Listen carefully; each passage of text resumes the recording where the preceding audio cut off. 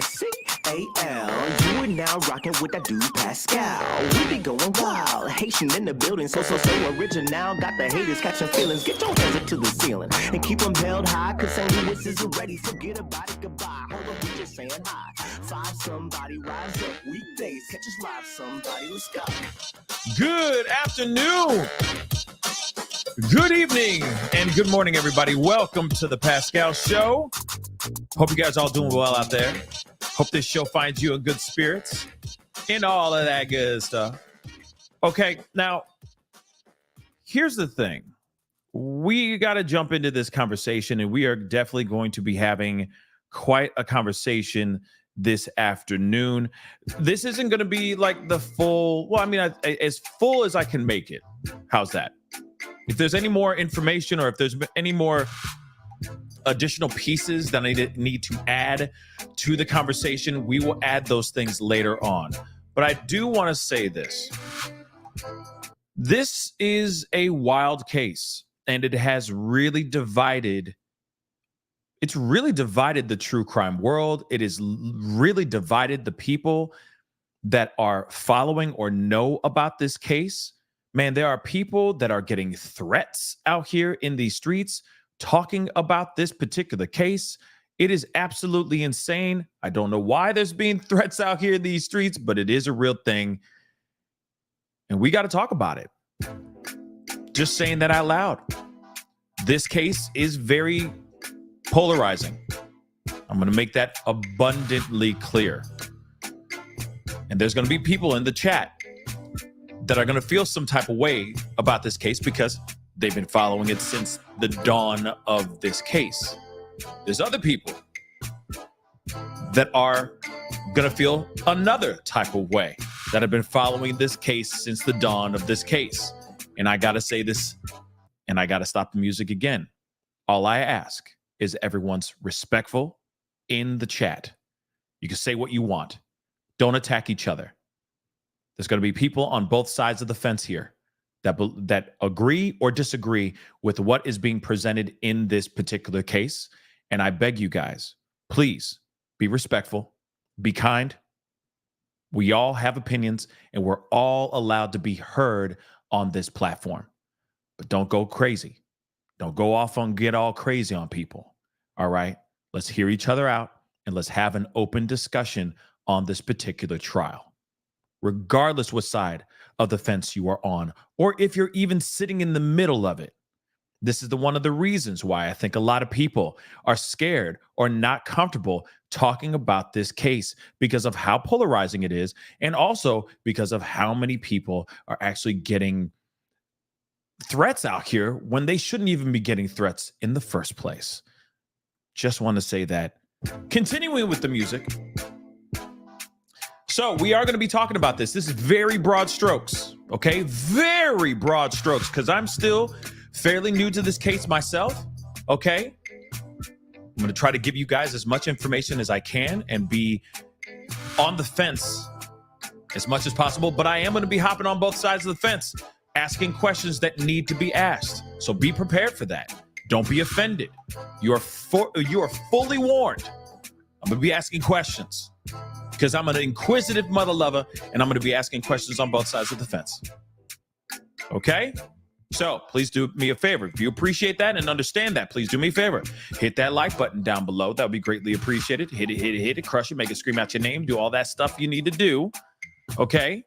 And of course, do not forget to hit that follow button, hit that subscribe button, all that stuff. Hit that join button down below, become a member. Support the channel by hitting that Patreon. Go check out Patreon, patreon.com/The Pascal Show. It's in the ticker underneath me right now as we speak. All right, going that way. Okay. And of course, check out pascalmerch.com. Okay, guys. Listen, I understand for a lot of you guys, this may be old news. This may be an old case for you guys and all that. But the reason why I'm bringing up this case is because Karen Reed's trial officially goes into jury selection tomorrow. Okay. The world has been extremely split. At least the true crime world has been split. Massachusetts, Boston, Boston has been absolutely split when it comes to this case. Some people say that she has been framed.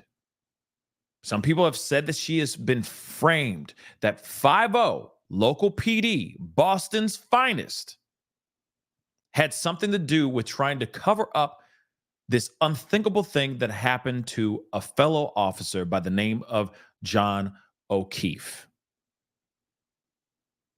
Now, there's the other side. Other people go, oh, she did that. Oh, she did that because of how she left John when she dropped him off at a house party. And allegedly, they had a little bit of an argument, and she left him at this party. Coming back the next day, finding him in the front lawn in the snow, perished. There's a lot of things that are popping up here. A lot of people are asking a lot of different questions. Yes, there's going to be people out here that say free Karen Reed, and there's going to be people out here that say lock her ass up. So we are here to have that conversation and talk about it. And like I said, I'm going to be sitting on this fence. Because honestly, there's a lot to dissect. And I am quite curious myself. Who did this? Did she do this or not? There's a lot to look at here, guys. There's quite a bit. So before we go into everything, okay, first off, I got an article that basically, and I'm thankful for the article because it definitely gives us a breakdown of everything, and everything you need to know about this particular case in itself. And of course, I am quite curious about all this. Does this have to do with some crooked cops covering up something that happened? Did John O'Keefe get into fisticuffs with another person, with another member of this party, and then was unalived, maybe by accident, maybe it was premeditated. We do not know. But then was left outside in the snow to pass away. There's a lot of questions here. But like I said, this trial is about to pop off. They're doing jury selection starting tomorrow. And even when they did their pretrial hearing, there was a lot of buzz outside of the courthouse. It's been very, very divided, extremely divided. And of course, we're here to have this conversation. We're here to talk about this. So let's get into a little bit of this article, get to know a little bit about Karen Reed as well. All right, Karen Reed, she is 44 years old. She's a financial analyst and a college professor. She is now facing second-degree M charges in the demise of her boyfriend, Boston police officer John O'Keefe. All right. And Pickle Toes said he passed in the hospital. Thank you so much for that correction. I thought he was unalived in the snow, but okay. If he passed on in the hospital, that's important information to know as well. So thank you for that correction. So this, of course, is John O'Keefe. Okay. One of Boston's finest. Park the car in Harvard Yard. All right. His body was found lying in the snow outside a house in Canton, 14 miles south of Boston on January 29th, 2022. Prosecutors say Reed and O'Keefe, 46, argued drunkenly in her car as she was dropping him off at a friend's house party after a night of bar hopping. Now, I want you guys to understand that this is incredibly important information, okay? This is important information about the argument that happened inside this car, because the car later on plays a part in why they are trying to tie her to his demise. Okay? They allege she intentionally backed her Lexus SUV into O'Keefe in a rage, leaving him to pass away in the snow. All right? Continuing. But Reed, whose powerhouse legal team is led by attorney Alan Jackson, who represented Kevin Spacey when he was cleared on SA charges in 2019, has pleaded not guilty to second-degree manslaughter while operating under the influence and leaving the scene. She denies unaliving O'Keefe and claims she's being framed by people at this particular house party. So she believes that somebody out there, he went into that party, he was kicking it, having a good time. Maybe he stepped on somebody's shoe, he upset somebody, some sort of fisticuffs happened, some sort of altercation happened inside the house. I guess somehow he was taken outside, and now she's the one taking the blame for allegedly unaliving Officer O'Keefe. The case has gripped Massachusetts. Many local stories claim O'Keefe's demise has, quote unquote, divided the town and torn it apart in the months since Reed's arrest. And of course, this is Karen Reed right here. It's very interesting, guys. Among those who support Reed are a flamboyant local blogger by the name, but he goes by the name Turtle Boy. We're going to hear a little bit from Turtle Boy here in a little bit. I got some news clips and stuff like that. Shout out to Court TV, because I know that they've been diligently focused on this trial for almost a year now. They've been on this case, probably well over a year now. Okay. But his Turtle Rider followers, okay, as well as some veteran lawyers and retired detectives, have obsessively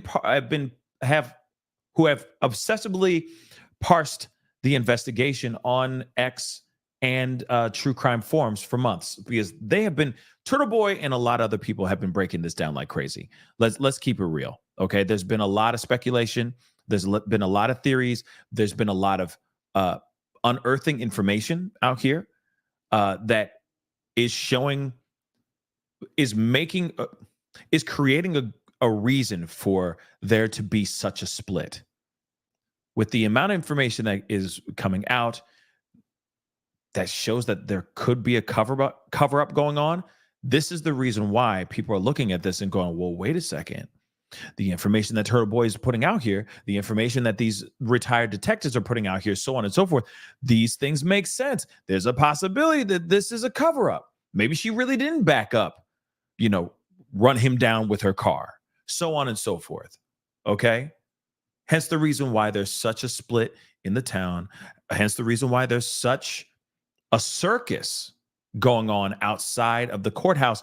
And the trial hasn't even happened yet. Hasn't even fully started yet. But even during this pre-trial hearing, you hear them going, "Free Karen Reed," as she's walking into the courthouse. As she's walking into the courtroom, people are applauding her as she's walking in and sitting down. Like it's insane. It's wild. It's wild. But at the same time, a lot of people feel like this is a cover-up. A lot of people do. Let's continue on. Most extraordinary is the ongoing federal probe of a possible police cover-up that has turned into a parallel investigation to this case. I've never seen anything like this before. A source close to Reed's case told the Post about the Fed's shadow investigation. It's pretty crazy, and yet the Norfolk DA is going ahead with the trial, and no one's stopping it. To me, the prosecutors are on a suicide mission. That's what they're saying. That's what they believe, according to Reed. She and O'Keefe. Some details here. Okay, on the night. The last time that Reed saw O'Keefe, okay, alive, correction. According to Reed, this is her timeline. She and O'Keefe had been drinking with his friend Jennifer McCabe, whom Reed did not know very well, at a local bar called Waterfall Bar. So they hit the bars. Around midnight, McCabe invited the couple to the home of her brother-in-law, Brian Albert, a retired Boston Police Fugitive Unit Commander Detective. So he's a retired cop. The 60-year-old Gulf War vet had appeared on Donnie Wahlberg's TNT reality show, Boston's Finest. That's what's up. Reed dropped O'Keefe off there around 12:30 a.m. There were reportedly around a dozen people partying at the home, though he never really knew. Though he only really knew McCabe. So he was invited to this party. He walked into this party. It's a house party. It's a home he doesn't know. It's a group of people he doesn't know at all. He's just with Jennifer McCabe, and that's it. He was rolling with his buddy, and that's it. According to Reed, she then drove the 3 miles to his home in Canton, where the officer lived with his orphaned niece and nephew, and went to bed. Reed claims she woke up around 4:30 a.m., panicked that her boyfriend of a couple years had not come home. She tried calling him, then phoned McCabe, who claimed to have never seen O'Keefe arrive at the party. She claimed that he never walked inside the party, as well as an old friend of O'Keefe's, Kerry Roberts. So, okay, she calls Jennifer McCabe. McCabe says he never walked into the party. She never saw him go inside the party. Okay?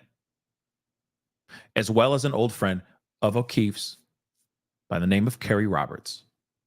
So, when no one had answers, Reed says she went to Jennifer's house in hysterics, and the two women, along with Roberts, drove back to O'Keefe's home, and then they went to Albert's. Now, I will say this. This is the moment that I go, huh? The what? Like, okay. And again, I'm still sitting on the fence. I'm just asking the questions, okay, guys? So don't get at me. I'm just asking the necessary questions. So she wakes up. Okay. She pulls up to the crib, to the house party. John says, all right, babe, I'll see you later. I'm going to have a couple drinks over here. I'm going to have a couple more. It's all good. Thank you, babe. See ya. He leaves. She backs out, drives 3 miles to Canton, which isn't very far, with the two kids that he has taken over, his niece and nephew. She lays her little head on a pillow and goes to sleep. She wakes up at 4:30. Where the heck is he? 4:30 in the morning. Wakes up, realizes he's not next to her in the bed. Probably gets up, walks around the house, or whatever the home is like. I don't know. If it's a house, an apartment, condo, whatever it is, she walks around the place looking for him. Maybe he's in the nephew's bedroom. Maybe he's sleeping with the niece. Maybe she had a nightmare last night. Maybe he's passed out on the couch because maybe he had a few too many and watching the Pascal show. But passed out, asleep. Maybe he's doing that. She looks everywhere, doesn't find him, so she gets worried. She phones McCabe, the last person to have invited him out and probably the last person to see him alive, right? She says he never walked into the party. Okay. So then she calls another friend, Carrie. Okay. Then after that, after she called those two people, she went, and here's the thing. It's like, did she call O'Keefe himself? I'm assuming she did. It doesn't say anything about her trying to get a hold of him. So she doesn't call him allegedly, which is interesting. if that's true or not, but I'm just asking the questions, right? This article may not have every single detail, but that's something that's interesting if that's the case. So she calls McCabe. Then after that, she calls Carrie Roberts. After there was no answers, after they're like, oh, well, I don't know. He was walking in here, and then all of a sudden, or he was going to the party, and all of a sudden he didn't show up. She goes to Jennifer's house. And then the two women, along with Roberts, which is one of his friends, one of his old friends, go back to O'Keefe's home. And then they go to Albert's party, or Albert's house, where the house party was. Do you see what I'm saying? It's why all that choreography? Now, like I said, I'm still very new to the case myself. Like I'm sharing it with you guys on this platform because it's going to be a very big case, or it's going to be a very big trial. I feel, and prosecution and the defense have a lot of work to do to prove whether or not this woman's guilty or not. But one thing I think is that's strange is the path is a little bit weird. If she knows that the last place that she dropped him off at was at Albert's, why didn't she go straight to Albert's in the first place? I get a part of maybe she was nervous about going to this person's house and she doesn't know this person and she doesn't feel right going and knocking on their door and so on and so forth. But in my mind, I'm like, why not just say, hey, meet me at Albert's? Meet me at Brian Albert's. I'll see you there. Why pick up Jennifer, right? Go back to O'Keefe's home and then go back out to Brian Albert's? Doesn't that seem a little bit weird? That choreography seems weird, right? That's it. Like I said, that is not an admission of guilt, but I'm wondering what the thought process was. If you know for a fact that you dropped him off at Brian Albert's crib, why didn't you just go straight over there? Yo, Jennifer, okay, meet me over there. I'm a little worried, but I got to go over there. Why wait? Why do all this choreography and then eventually go over to Brian Albert's? That's all I'm going to say. Okay? Very, very odd to me. All right? When they finally got to Albert's home at 34 Fairview Road, it was still dark outside. But Karen saw O'Keefe's body on the lawn and ran to give him CPR. He was in the snow, in the lawn. She ran out there, gave him CPR. The first responders who arrived after Reed, McCabe, and Roberts found the body claimed to have heard or overheard Reed saying, "I hit him, I hit him." Reed disputed that, telling ABC News last August, which we are going to be looking at an article, at a interview that she did where she talks about this. She addresses the I hit him, I hit him. She says, I said I hit him. It was preceded by a did. So in other words, did I hit him? And preceded by a question mark. What I thought could have happened was that, did I incapacitate him unwittingly somehow? And then in his drunkenness, he passed out. I did not unalive John O'Keefe.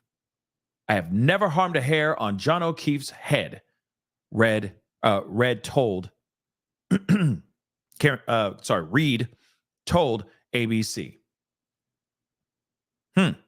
She was arrested on February 2nd, 4 days after he was found, and charged with manslaughter. 4 months later, the charges were elevated to M. But she was also out on bond. But Reed's highest profile supporters believe that someone in the Albert house attacked O'Keefe badly, dumped his body on the snow-covered lawn outside, and framed Reed for his demise. Their take is a complicated conspiracy involving the party goers as well as Canton Police, the state police, and DA's office. Wow. So they say,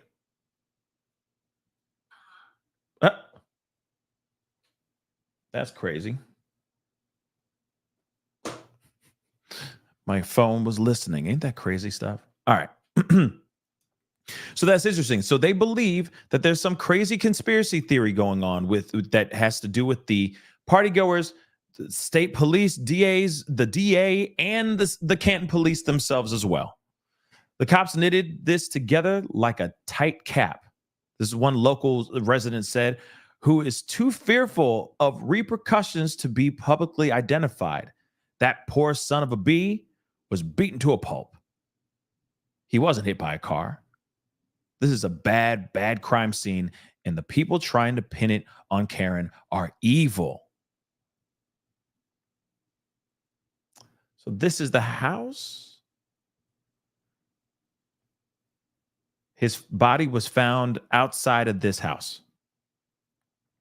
This is Brian Albert's home, where the party was going down, with a bunch, I'm sure, with a bunch of other cops, retired cops, etc. Okay. But it wasn't like some roaring party. Okay. 12 people at best, if not a little bit, give or take a few more people. Nothing crazy. Interesting.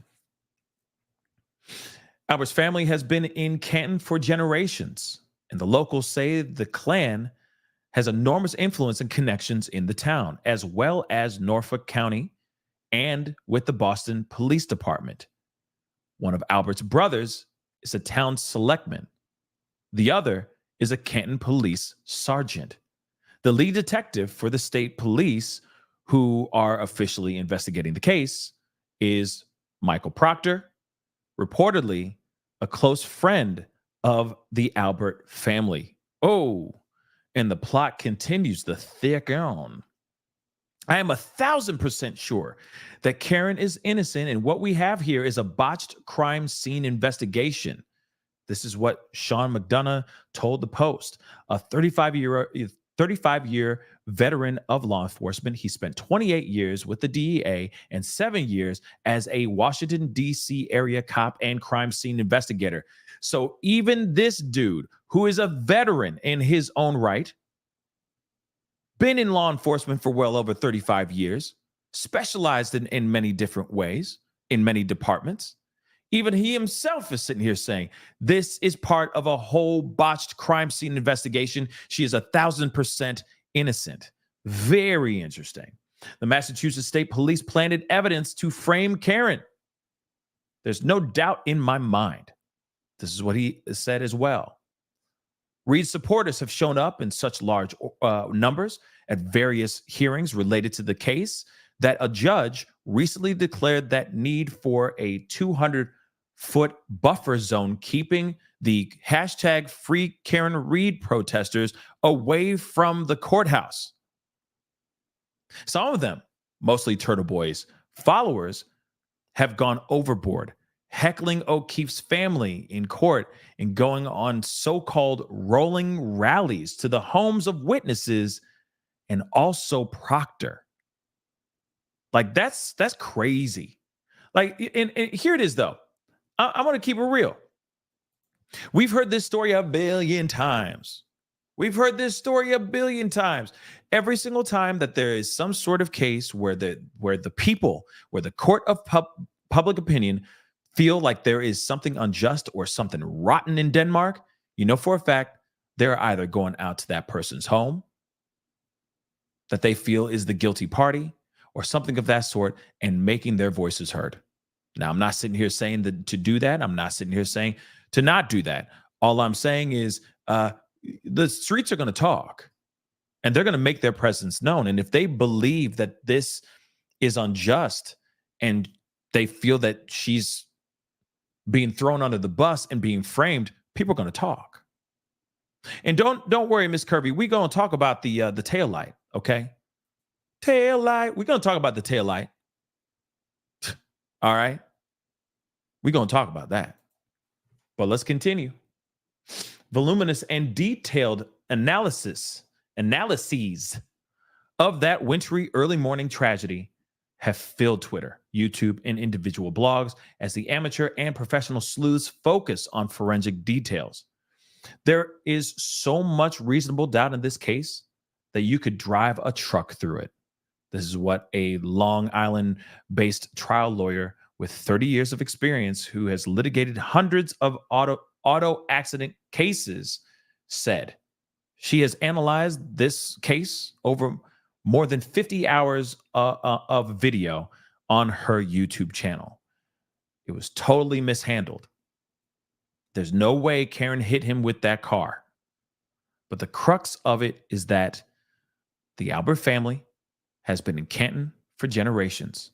Most of the witnesses in the case are not only related, but are longtime locals. Karen is not. And of course, this is Karen right here getting rearrested, okay? After it went from manslaughter and moved up to second-degree M. That's pretty crazy. Prosecutors say that both Reed and O'Keefe had been drinking a lot when they left the Waterfall bar. And Karen drove O'Keefe to the Albert house where Brian Albert and others were having an after party. They say Reed had been arguing with O'Keefe, and when he got out of the car, she ran into him on purpose and left him there. Proctor claimed to have seen Reed's SUV at her parents' home in nearby Dighton. Hopefully I'm saying that right. Around 4:30 p.m., some 11 hours after the discovery of O'Keefe's body, and that it had a broken taillight, prompting him to arrange a seizure of the vehicle. Now, we got to talk about that one tail light. We got to talk about that for a second. Don't know why that song came in my head. Just roll with me, all right? But let's talk about that tail light. Sure, there's a broken tail light, but does that mean, does it match what is on the remains of John O'Keefe? Think about that for a second. If his body tells us, yes, this would basically equate to someone who has just been hit by a car, then, hey, let's wrap this up. You know what I mean? It's a wrap. I'll be like, hey, thank you guys so much. It's been great. See you guys later, right? Show's over, right? And all we got to do is sit back, idly by, and just wait for the jury to sit there and go, we find her guilty. No, they'd be like, we find her, the car, I don't know. We'll find her, whatever. Okay, I don't know the Boston accent, but you know what I'm saying. They're just going to be like, we find her guilty. Now we just got to wait for sentencing, right? It'd just be a wrap, right? But this is very interesting because we're starting to hear information about even his remains, what his remains look like, what the autopsy says, which is weird. Because when I look at, and I'm just saying this, like I said, I'm still sitting on the fence and it's very uncomfortable. It's very uncomfortable sitting on this fence, okay? Real prickly, but very uneven. But still, when you look at the information in the autopsy, to me, does not automatically show this man got hit by a car. To me, it looks like somebody who may have had a little bit of a fisticuffs, an altercation with another human being, and clearly lost. And there could have been an accident. Somebody slipped, fell, maybe they fought, or there was an altercation that went up to well beyond. Some people go too far, right? infighting. Maybe it was something like that. I do not know. But I will say that it doesn't make any sense when you hear, which we will be hearing in a little bit, about how his body looks and what the autopsy says about his remains. And then, of course, it seems like there was a little bit of a scratch or something like that on his hand. People are saying it's a bite mark from maybe a dog or something like that, but I don't know. Like I said, we're going to be talking about this. We're going to be looking at it. Let me just finish this piece. And again, they talk about the taillight, and they're like, oh, the taillight, the taillight, the taillight. And I'm like, is that enough, though? What's up with the bruises on his hands? What's up with the big laceration in the back of his head, straight across like this in the back of his head? What about the other things that his body in the autopsy says? That autopsy says a story. It tells a story. So I am curious, but like I said, I'm still on the fence, just asking the questions. I'm just asking the questions. This is a mystery, for real. However, phone records show that Proctor had called for a tow truck more than an hour earlier. Okay, so this is just talking about the seizure of the vehicle. He also claims to have found pieces of the broken taillight on the lawn near John O'Keefe's body and tainted with his DNA many hours after the body was discovered. Prosecutors say people in the party claim O'Keefe never entered the house. He never showed up. Reed supporter McDonough, who estimated he spent 15 hours a day investigating the case since April 2023, gave the Post time-stamped video evidence from the ring camera at O'Keefe's residence showing Reed's taillight. It was intact, allegedly, at 5:08 a.m., more than 4 hours after the alleged tragedy. McDonough said he and a team of retired law enforcement officers went over evidence and leads surrounding the case, and that he spent 3 weeks investigating the alleged broken taillight, even visiting numerous Lexus dealerships for comparison. I'm sure they planted it because when Proctor seized Karen's vehicle, he did not take a photograph of the taillight that he claims was totally shattered with a large piece missing, said McDonough, who is doing all of this on his own volition. So McDonough's out here just basically saying, yo, the timeline ain't timelining. And you're telling me that you saw something on the taillight and there's footage of that taillight still intact. There's ring camera footage showing that the taillight was still intact. So what you on, bro? What you talking about, bro? Then when you go and get the car and you got the car seized, you did a seizure of the car. You don't even take a picture of that taillight that you say is broken and shattered and one large piece is missing that allegedly is over at the scene of the crime. Interesting, right? Like I said, didn't I just, you said one thing and now I'm over here. We on the fence today. We on this uncomfortable fence today. So you hear that side and now you're hearing this side. Interesting, don't you think? Don't you think? Moving on. McDonough and the defense team have said that no evidence linking Reed to the crime scene was found until the SUV was in the possession of Canton police and the state police. I'd have to do this. I am so sorry. But that's a huge claim if that is absolutely accurate. That is a huge claim. You're telling me, like, McDonough's basically saying, hey, y'all are sitting here saying you found a piece of this taillight tainted with O'Keefe's blood at the crime scene, but you didn't talk about that until you had possession of her car. And there is a good possibility. I mean, there's plenty of people out here that have done very, very bad things trying to cover things up. And we definitely have heard about people law enforcement, etc., doing some very, very unthinkable things to cover up other types of murders, etc., so on and so forth. So who's to say that as soon as this happens, as soon as the SUV shows up or is in their possession, suddenly they go, Eureka, we found it. Like, that's ridiculous. We found a new piece. There's a link to this whole thing. She did it. She backed up into his ass. It's just a little bit convenient. It is.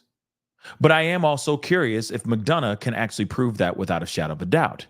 Can her defense team show that for show as well? Not only just the ring light, because you got to remember, even with ring lights, like I said, we sitting on this fence, okay? We getting comfortable on this fence. You got to remember, ring lights can make it look like something's intact. So I'm curious, depending on the distance and depending on how well lit the area is, the sun is out and it's bright. If it's broad daylight, how solid, how high the definition, right?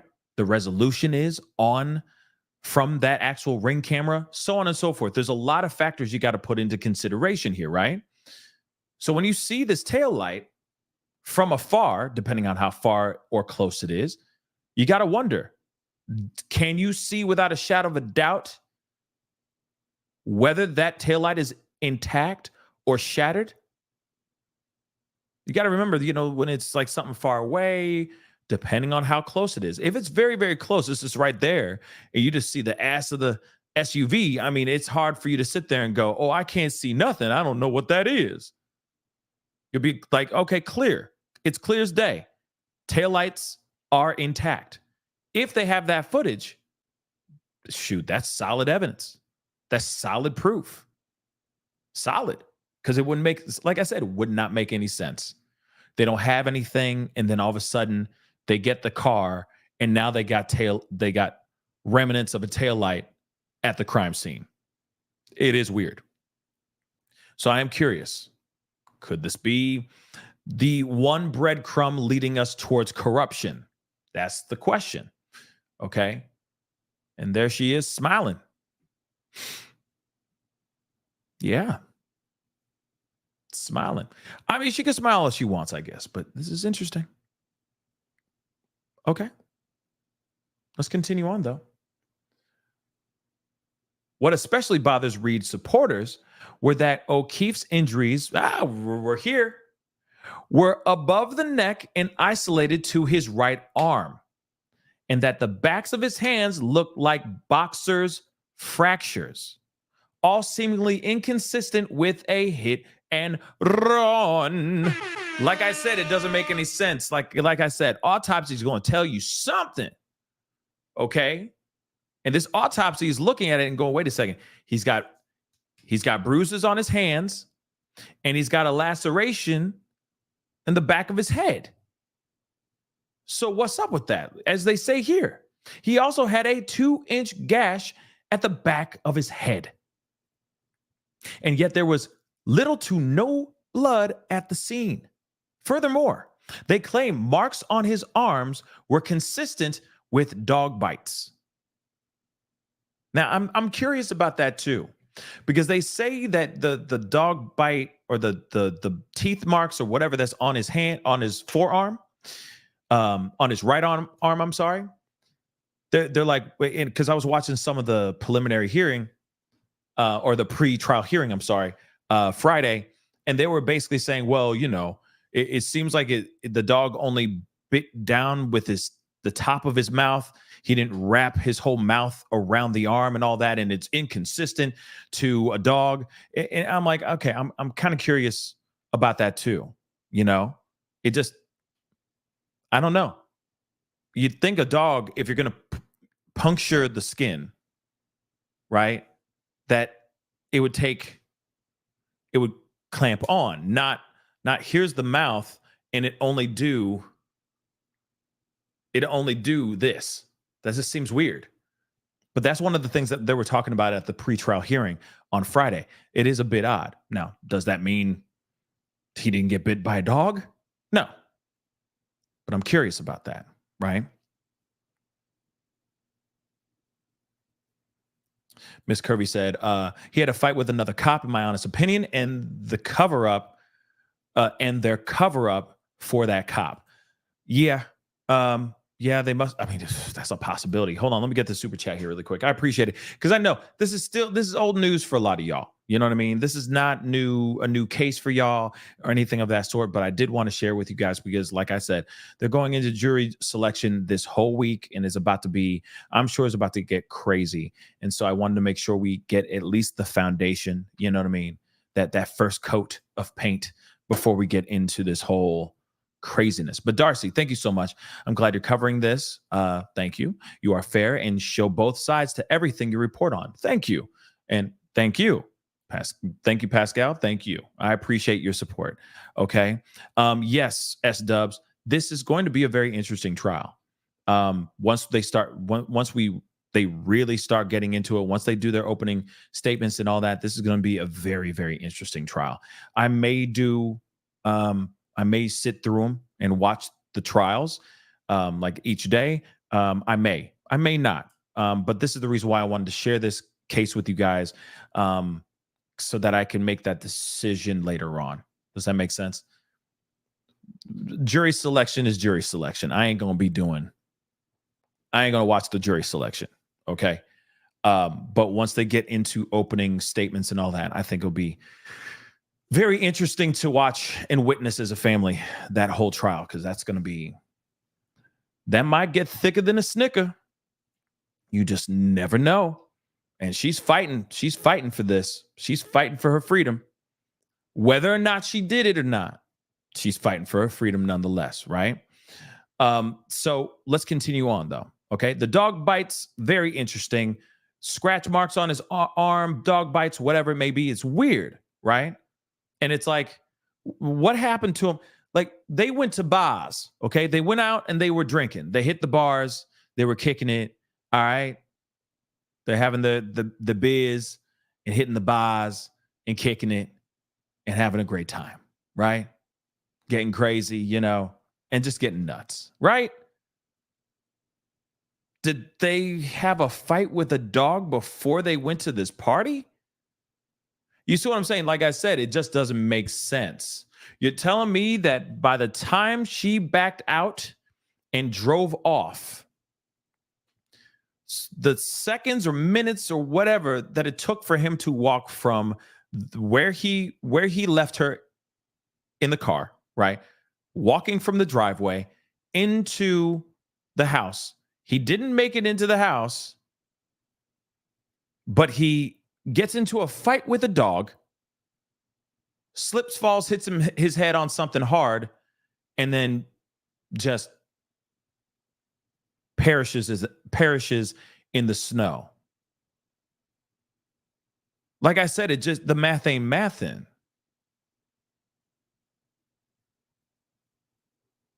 Why would this dog attack him, of all people?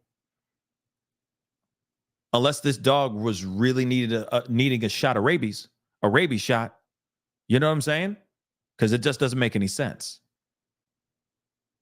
The other piece too, the friend, McCabe, the girlfriend, the friend that was the girl that Reed did not know much of.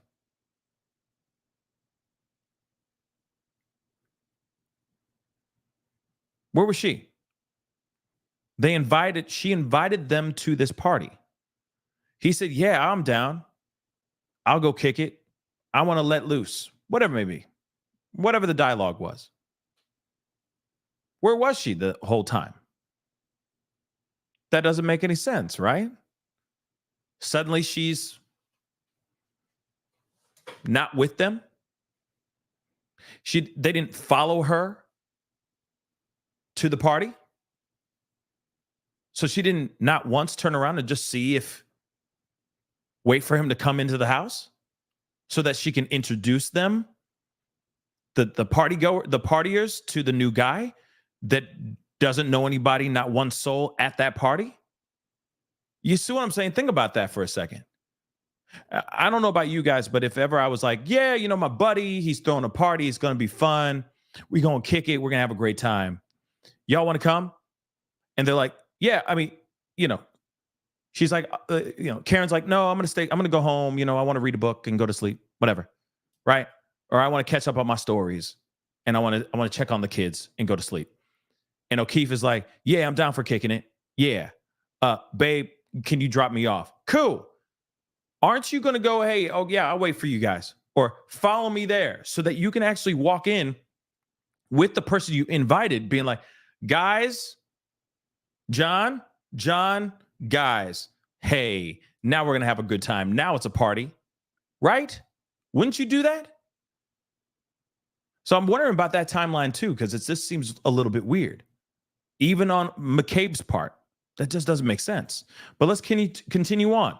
They're talking about the bite marks, which is weird. Dog bite marks make no sense. Brian Albert and his wife ripped up their basement floor and sold their home, which has belonged to the Albert family for years, a few months after O'Keefe's passing. Sup with that, man? Like I said, that doesn't make any sense. That is some odd moving around too. Like, if you really think about it, think about this too. Okay. This screams some Sebastian Rogers right there. Now, I'm not sitting here saying there's alleged rumor. Okay. There's rumors going on, rumors. There's rumors moving around here saying that the Proudfoots are out here wanting to sell their home. They are gone. They're nowhere near that house. They're in an RV down by the river, right? We already know about all that stuff. But isn't that interesting that a place in which a person may have lost their lives, or a person in which a place where a person may have disappeared from, suddenly gets put on the market, or the family refuses to be in that house anymore? Seems a little bit odd, don't you think? So same thing with the Alberts, who have owned that house for years. Few months after O'Keefe passes away, they rip up the floors in the basement and they sell their home. Sup with that.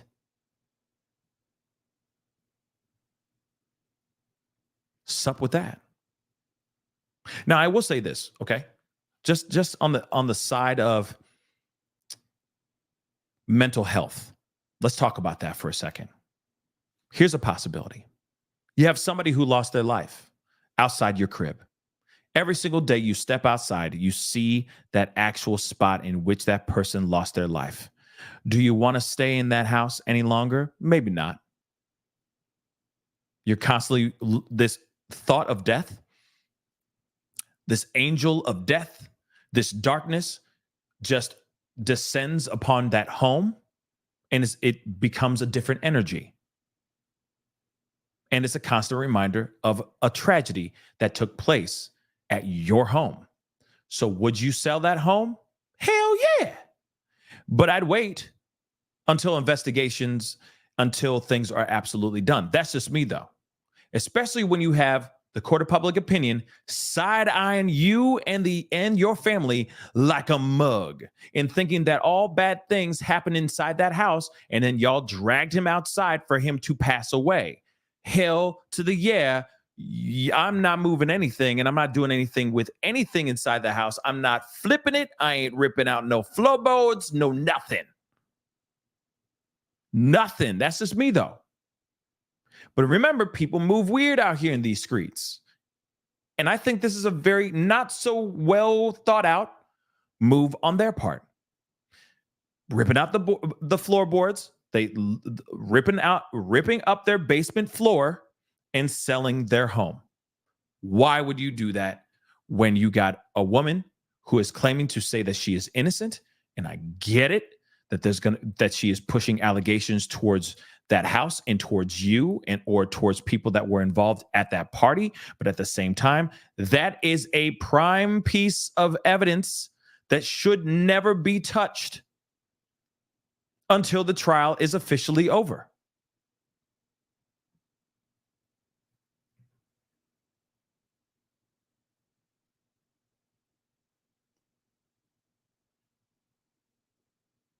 That's weird, guys. That's weird. Continuing, like I said, still on the fence, man. Still on the fence. All right. Their German Shepherd. Uh-oh.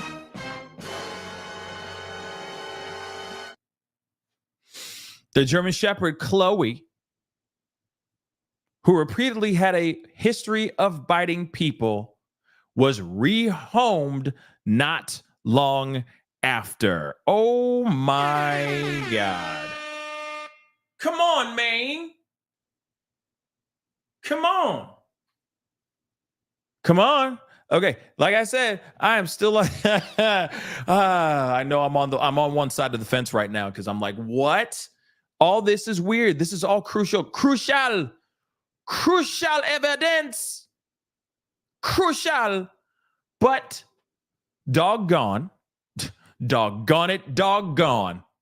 And then you also have them ripping up the floors in the basement, selling their home, and kicking rocks from that area. That's weird, y'all. What's up with that? What's up with that, Mang? That's weird. That's weird. Moving on. The defense claimed to have found phone records showing that McCabe Googled the phrase, how long to pass away in the cold at 2:27 a.m. Oh my Lord.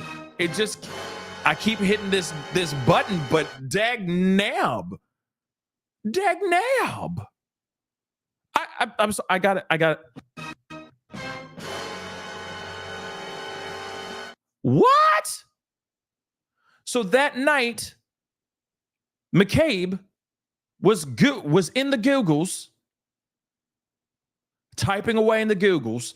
Like I've said before, if this is absolutely accurate, this is I said it before with the Kansas situation, okay? With Tad and Tiffany with an F, with one F, right? I talked about this. Like, if you don't want to look suspicious, why look up something like how long to pass away in the cold? Why would you be Googling that around the same time that a person is actually passing away in the cold? That's weird. That's weird, guys. But yet, I'm still on the fence. I'm still on the fence. One side's pulling me, though. One side is really pulling me, but at the same time, why? Why would you Google that, dear girl, on the night your friend is perishing away in the sand, in the snow? That's what I'd like to know, sweetheart. Why? Interesting. Turtle Boy, okay, Aiden Kearney, has written more than 300 blog posts and videos on the case, including a half deep dive titled Framed. Crazy. Kearney has since been arrested and indicted on more than 15 felony charges involving witness intimidation and conspiracy. He served 60 days in jail for violating a protective order, but is now free on his own recognizance with a trial date as yet unscheduled. Jesus. Okay, we get that I get that you believe she's innocent, but damn, bro, don't throw your whole life away. Serve 60 days in jail for violating a protective order. Hamburger, bro. Damn. He says, I'm not a conspiracy theorist, but I've always been a back the blue guy. That's actually really important information to hear, though. If he's always been a back the blue guy and then suddenly all this information comes out, yeah, that's interesting, though, right? He says, but the evidence in this case is overwhelming and it doesn't point to Karen. Wow. Have mercy. Last August, Norfolk County District Attorney Morrissey released a video in which he insists there was no cover up and decries the conspiracy theories he said are being spread by Reed's supporters. But in January, Reed's attorney told Judge Yannetti, told Judge Canone, who's overseeing Reed's case, that Josh Levy, the acting U.S. attorney for Massachusetts, had told all parties in a motion hearing that he, quote unquote, could not, in good conscience, allow this trial to go forward. And there's Turtle Boy with his sweatshirt saying free Karen Reed. Wow. Levy then took the extraordinary step of releasing more than 3,000 pages related to the federal investigation of the Reed case to the prosecution and defense team. The majority of those federal materials remain under protective order from the public. So the DA has it, okay? The defense has it, prosecution has it, but the public don't have it. The feds have been tight-lipped about what they're doing, but they convened a separate grand jury and called the same witnesses who testified in the Norfolk County grand jury. Several sources familiar with the investigation claimed to the Post that FBI has interviewed all people in attendance at the house of the night of the incident, and at least one witness reportedly said O'Keefe had been there.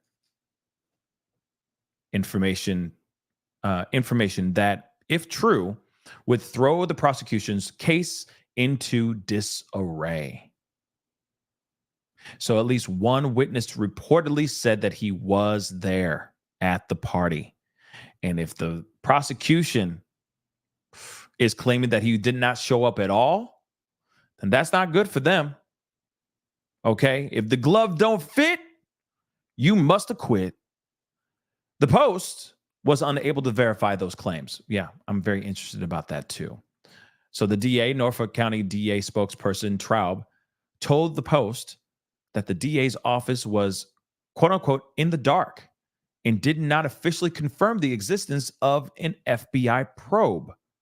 But he seemed confident about the trial going ahead this week. We're looking forward to putting the evidence in front of the jury. How very bland of an answer. But yes. Interesting information, don't you think? Wouldn't you say?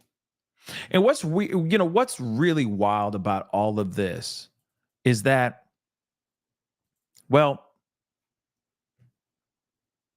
it's the timeline for me, dog.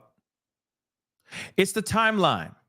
And the reason why I say the timeline is because it just ain't timelining for me.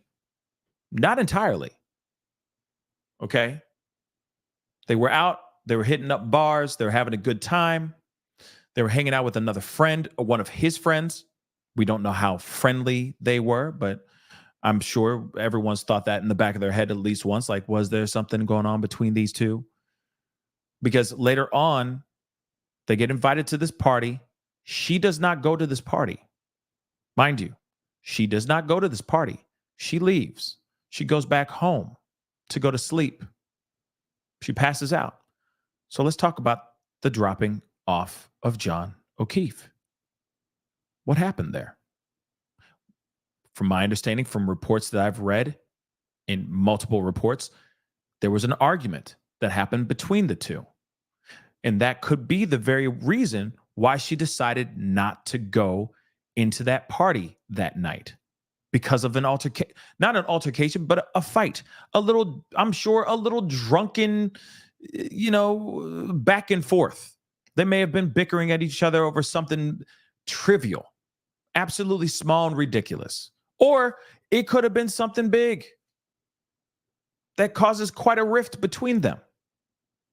We don't know what that conversation is, or at least I don't know that conversation. Maybe there's something more to that conversation than her just going, okay, babe, have a good time, and her just backing out her SUV and driving her butt home or back to his home. But that's a piece of information that we need to know. Now, we understand from what they have said, there was a fight. They were arguing with each other. Why did they argue with each other? What was going on there? Did she get mad and hit him with her car? Did she back up on him as he's maybe walking around the back of the car so he can get towards the front of this house? Did she just sit there and go, F this mother, you know what I mean? And then just floor it? The other part is, where was his body really found in relation to the house? They say the front lawn, but where exactly? I'm sure there's a breakdown somewhere. Because if you were to hit, okay, this is going to sound weird. All right. But let me just say real quick. If you were to hit somebody with your car, wouldn't they just stay exactly where they were hit most of the time? Like right there in the driveway. It's a wrap, son, right there. Now, I get it that there's sometimes you can get hit and then, adrenaline and you're still alive and you're maybe crawling for help, trying to find trying to find refuge of some sort. I can see somebody trying to crawl, trying to move a few feet, and then, of course, passing out from the pain or whatnot. I am kind of curious about that as well. But he was found in the lawn in the snow. So if she hit him that hard, would he be found in the lawn in the snow? Unless she was to, okay, we got to hit that. We got to speak on that side of the fence as well. If she was to hit him, maybe she realized that she hit him, freaks out.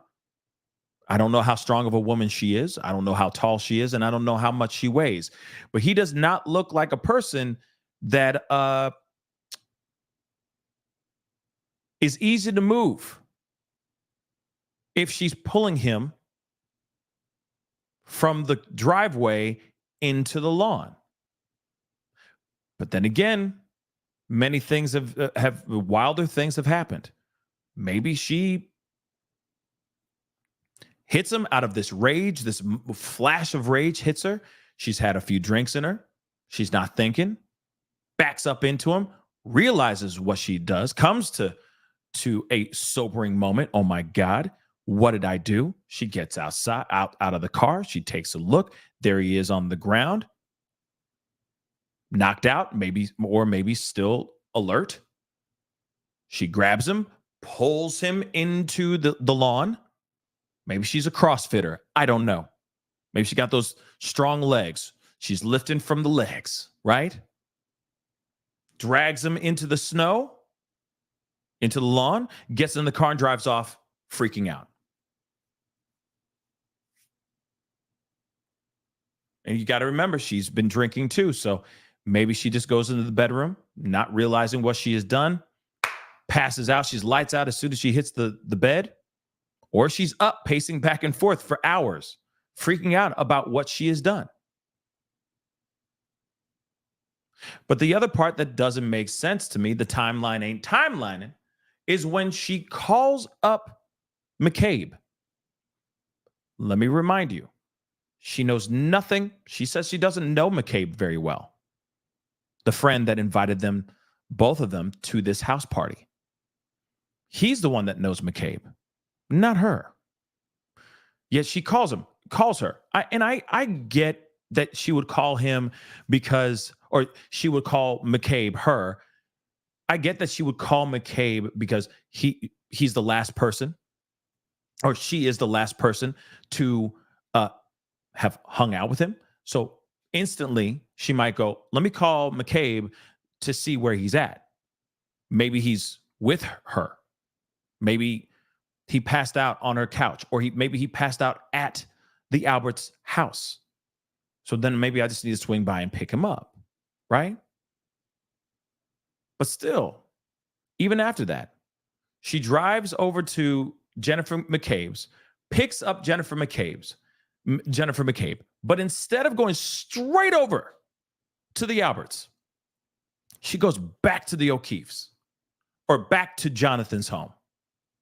Why?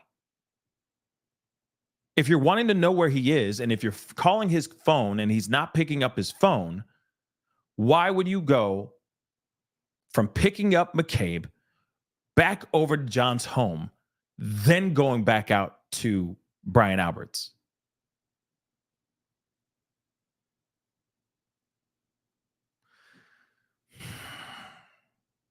The math ain't mathing. But let me tell you, though, as someone who is sitting and straddling this fence, a lot of the math ain't mathing on both sides of the fence. That part is a little bit weird. Then you move on to the other parts.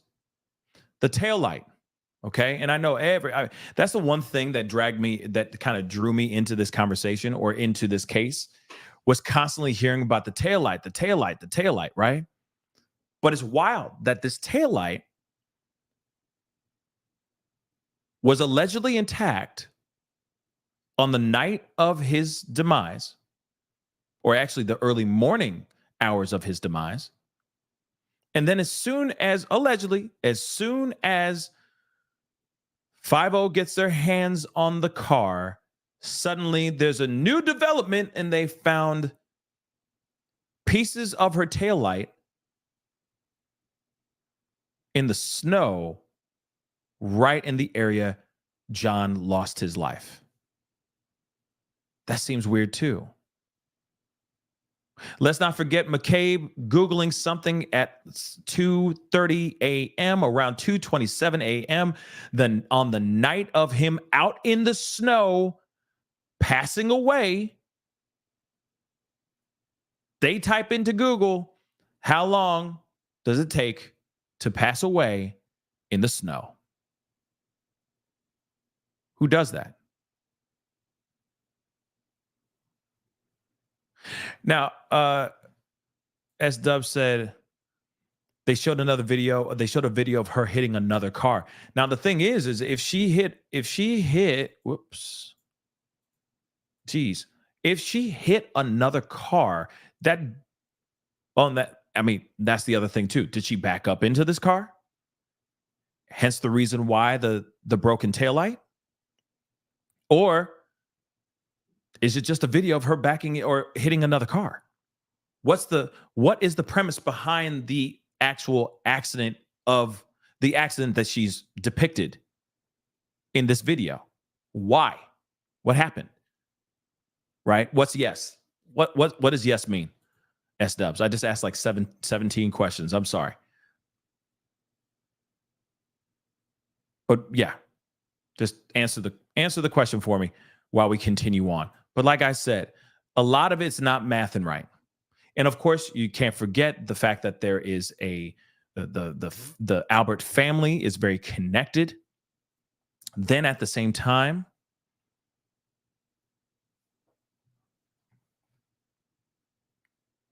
okay, she was drunk as F, and yes, she backed into the car. Okay, so was it that night? Was it that night, or was that a completely different night? Excuse me. That's what I'd like to know. So if you do know, let me know. Was it because if she ran into a car that very night, then that would explain, if she backed into the car, that would explain, oh, yes, that night. Oh, that's interesting. So then that would explain the broken taillight. But that wouldn't automatically mean that she was out here backing into somebody and leaving them to perish in the snow. You see what I'm saying? But let's continue on. We got many things to cover here before we get done. Okay. It's so odd. But let me share with you guys this piece. We're not going to watch this whole doggone thing, but I do want to share a little bit of this from Closing Arguments from Vinny's show. Let's, shout out to Court TV. Let's take a look at this here.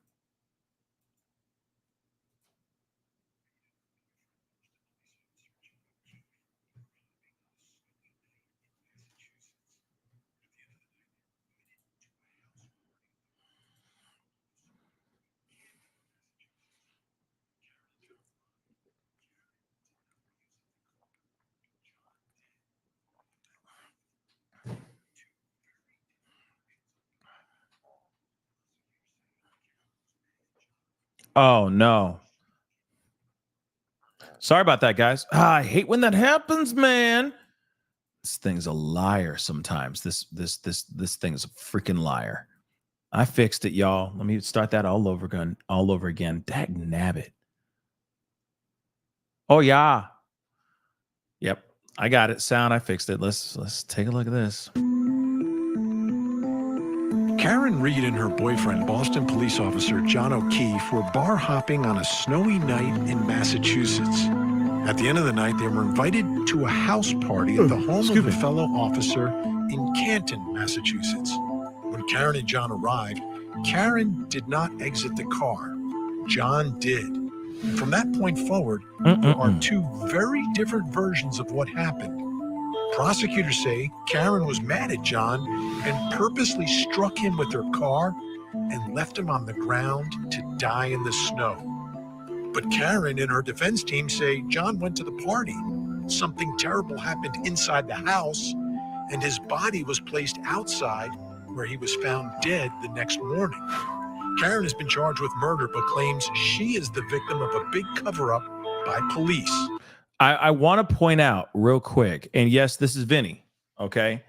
This is Vinny, and yes, I do need a good nap. I really, really do. But this is Vinny saying this, okay? So Vinny Paladin, closing arguments. They have been covering this for a very long time. Like I told you guys in the very beginning of the show, we were going to be looking at some things from Court TV. We got a slew of different articles, or not articles, but videos and interviews. We got the Karen Reed interview that we're going to be looking at here shortly as well. And I'm not playing this whole doggone thing. This is a very, very long piece, but this gives you like a very, very good broad stroke breakdown of everything that we've just covered as far as the intro here. But one thing I have to say, it is a very strong thing to say out loud that there's corruption, or that there is a cover-up going on done by local PD. Let me tell you, there have been plenty of cases where men and women have spoken out saying that there is some sort of corruption, and there never being this type of reaction ever in life. I'm just saying it out loud, guys. Just saying the quiet part out loud. Plenty of cases where people have stepped forward and said, here's all the information, here's all the evidence of there being a possible corrupt system or a cover-up going on within the PD or whatever it may be. And a lot of times, court of public opinion will side-eye them, looking at them like they're crazy. So this is absolutely unprecedented, the amount of reaction, how big the reaction is on this one. To me, it seems like there's a lot in here that is just too hard to debate. That there's a lot of question in here that's like, there could be corruption going on here. There could be a cover up, but it is interesting nonetheless and pretty wild. So let's continue. It takes a lot for somebody to say that and actually have it stick. Okay? Without looking like you got the tinfoil hat on your head. On God. Meanwhile, both inside and outside the courthouse, things have been getting very tense. A local blogger who goes by the name Turtle Boy organized a protest outside the courthouse to support Karen. Tonight, we speak live with Turtle Boy, then we'll bring in the attorneys for Karen Reed as we investigate the death of John O'Keefe and the allegations of a police cover-up. I'm Vinny Paladin. Thank you so much for joining us tonight here on Closing Arguments. Great to have you with us. Now, Karen Reed, like every other criminal defendant, when they're charged, is presumed innocent. And it's no different in this case.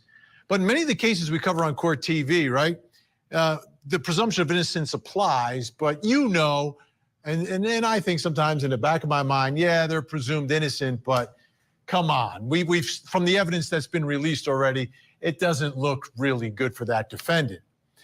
This case is a little different and potentially a lot different, depending upon how the evidence plays out, because there are two very different versions of what happened that night in Canton, Massachusetts. Now, we rarely hear from criminal defendants. They don't usually testify at trial, and they usually don't talk before the trial. But in this case, that's not the case.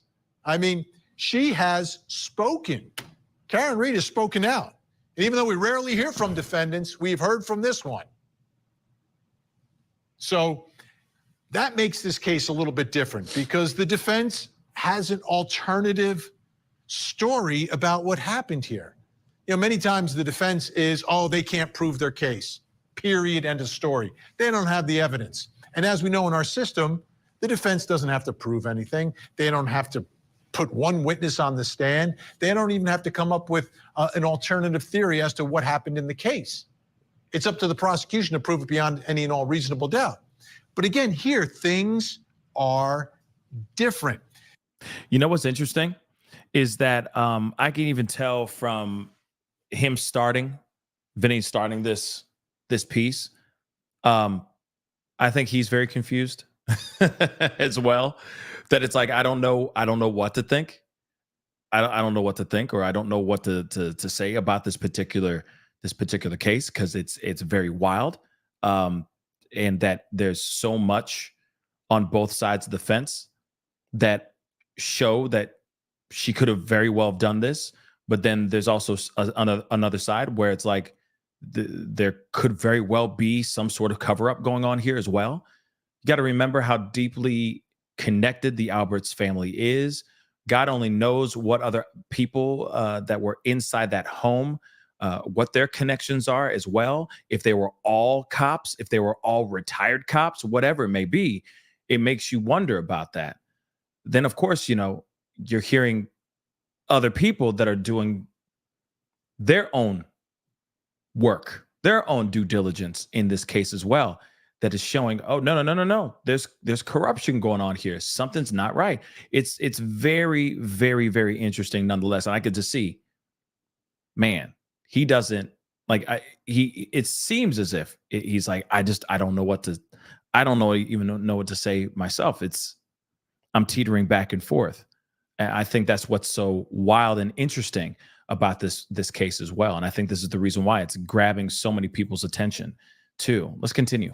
There's an alleged police cover-up here that John O'Keefe went inside that house, which was a party with fellow officers and family members, et cetera. And the allegation is that something happened in there, and that's all being covered up now. So that is a bold move. Again, rarely do you see this play out, especially before a trial. But the defense has been very, very vocal about it. And how would you react? And I'm not presuming this case is one way or the other, but I always think about this. If I've been wrongfully accused of something, would I just sit back and wait for my moment in court? Or would I literally be screaming on the steps of the courthouse so everyone knew that I was innocent? I think I would choose the latter. That's the way I would react. Now, someone could be guilty and react that way, but if I was innocent, knowing myself, despite what my attorneys may or may not be telling me, I think I'd be saying that, especially if I was accused of murdering someone that I cared about, someone that I loved. And that's the allegation in this case, although prosecutors are saying they're in the middle of this big fight and this breakup, et cetera. So here's the thing that has happened in this case, which again is another rare development, is that Karen Read has supporters who've shown up in large numbers in this usually sleepy courthouse in Norfolk County in Dedham, Massachusetts. I've been to that courthouse. There's not a million courtrooms there. I think there's actually 2 in the building. And the one where this case is being held is the very historical Sacco and Vanzetti courtroom. Not much happens in Dedham. I mean, it's not like there's a bunch of people, showing up. Like if you're in the middle of a big city, you could always find people that might show up at a courtroom. Here, you have to be there for a specific reason. And that's what happened, large numbers. And they are clearly supporting Karen Read and think something is going on here that is terribly, terribly wrong. Again, at the outset, I want We want to investigate and get as much information as possible on the show as we continue to track this case as it moves towards a trial. I don't know. I haven't seen all the evidence. I haven't heard all the evidence. She's presumed innocent, but anyone that the defense is pointing the finger at is also presumed innocent, right? That's the way our system works. Yeah, like I said, I think this is a very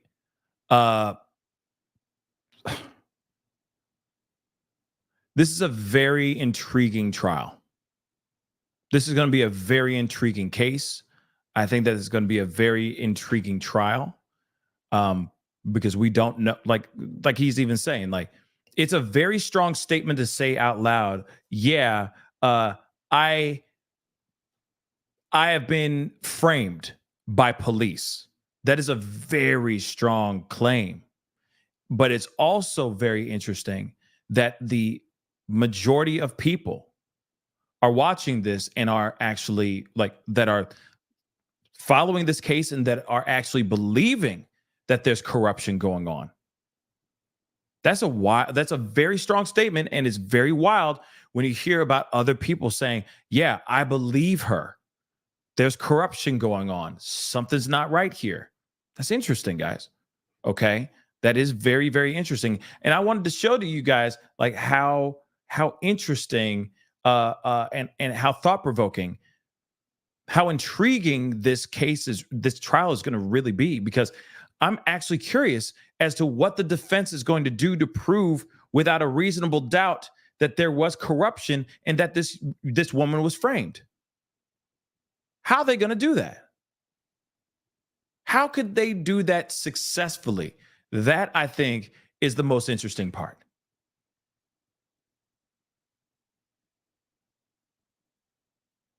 The only thing you got is somebody out here who was a Back the Blue supporter,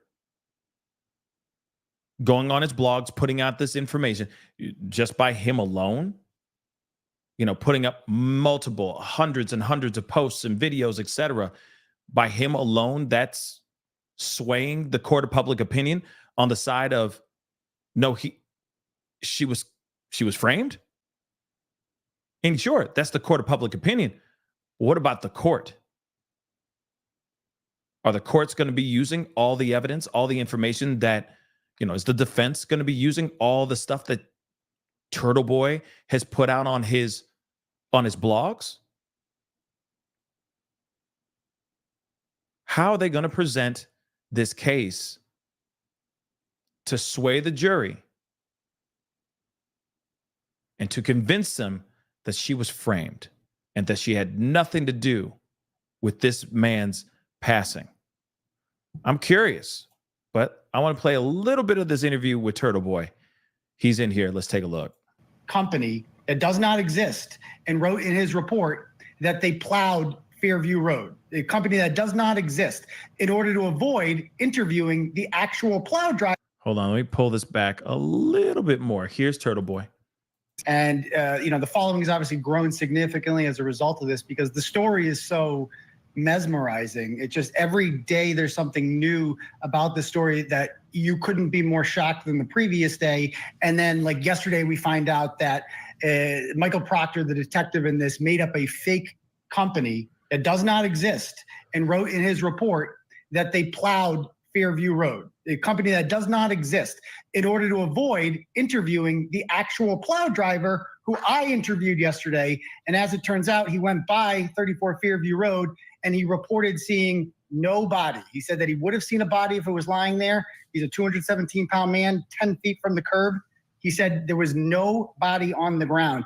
And the lead investigator for the Massachusetts State Police, who is good friends with the people who are believed to be the perpetrators of this horrible, horrific crime, has known these people his entire life. He lives in Canton, and he never interviewed the only eyewitness who can definitively say that there was no body on the ground on 34 Fairview Road that night.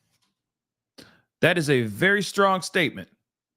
That is wild. Okay. This is crazy. Okay. Like I said, that is That's some very interesting information, to say the least. Okay, those are some very, very strong claims. I'm not sitting here saying that I don't believe him, not that at all. But I'm interested to see. I just want to know receipts. I just want to see receipts all day long. You know what I mean? Because that's crazy to think that the cover up is that bad or the cover up is that deep that they're doing everything they can to even fake the snow plowing. Like, that's insane. And again, as I said off the top, Karen Reed presumed innocent. Everyone that the defense is accusing is presumed innocent as well. But we know this way this is playing out, and the defense is going to make these same accusations that you're making. That obviously we have no idea what the truth is, and hopefully everything comes out inside the courtroom and the jury tells us eventually. So you have no personal connection to Karen Reed. No, I didn't know who she was before this. I mean, I briefly saw it in the news when it happened last year and didn't pursue it. I thought it was a horrible tragedy when it happened, like a horrible accident. I think a lot of people assume that. And then what really caught my attention was a court filing in April about the Google search. Like, that was what caught my attention. And I looked into it and I read Alan Jackson's 94-page affidavit accompanied by Richard Forensic what his exact title is, Richard Green. He's basically a data nerd. He looks through your phone, finds things you deleted. I read it all, and every page I read further, my jaw just dropped. And I said, this can't be happening. How is this real? And I assumed, like, they have a woman Googling at 2:27 in the morning who was inside that house, how long to die in cold, claiming that John O'Keefe never came in that house. So why would you Google that if you thought John O'Keefe was home in his bed, right? So when I saw that, I'm like, well, this is game over. Obviously, they have to drop the charges. This isn't, you trust the institutions, right? Like, the district attorney's office can't be unethical and corrupt. They know this is beyond. Let me ask you this, like, because, you know, you're coming out and protesting, right? And you're organizing all these folks coming down there, making a lot of noise locally, challenging people, getting in their faces, et cetera, coming in and out of the courtroom. Have you always been skeptical of police? Is that where sort of you come from? You question the police as sort of a social activist? No, I mean, if you look back on, you know, older stories I've written, I'm a right-wing guy. Like, I'm a law and order guy. I'm a back the blue guy historically. During the BLM riots in 2020, we were very pro-police during that whole thing and didn't think that all police were like Derek Chauvin, and just wanted to, you know, and so to have this happen, it feels like a betrayal of the trust that you put in these institutions. To have the cowardly, and that's what they are, the cowards of Canton, the cowardly Canton police, who first got to that scene at 6 a.m. and did not find a single piece of taillight or a shoe. And then 12 hours later, when the state police took over, boom, they found taillight everywhere and a gigantic shoe, which somehow the Canton police missed. Now, if I'm the Canton police chief, I say, I stand by my men. And I say, look, my guys are competent. They would have seen that. Those were not there. But the cowards of Canton remain silent. And not a single officer in that entire department has any fortitude up and say, no. We need to put a stop to this. An innocent woman, you are trying to put her in a box for the rest of your life while her killers remain free in this town that we live in. You know, that's interesting information. Like, that's pretty wild, guys. You got somebody who is out here. I mean, one, this guy's advocating for her innocence, advocating for saying that this is all corrupt, that there is some sort of corruption going on, some cover up going on. That's what I meant. But that's interesting, that footage that we just saw right here. There's the SUV. I'm going to play that again, but that's very, very interesting, right? All the information that we have so far. And then all of a sudden, like, you know, that's crazy. Yes, we already know about him doing time for Karen Reed. We already know about that. We talked about that. I mean, he spent 60 days in jail. Okay.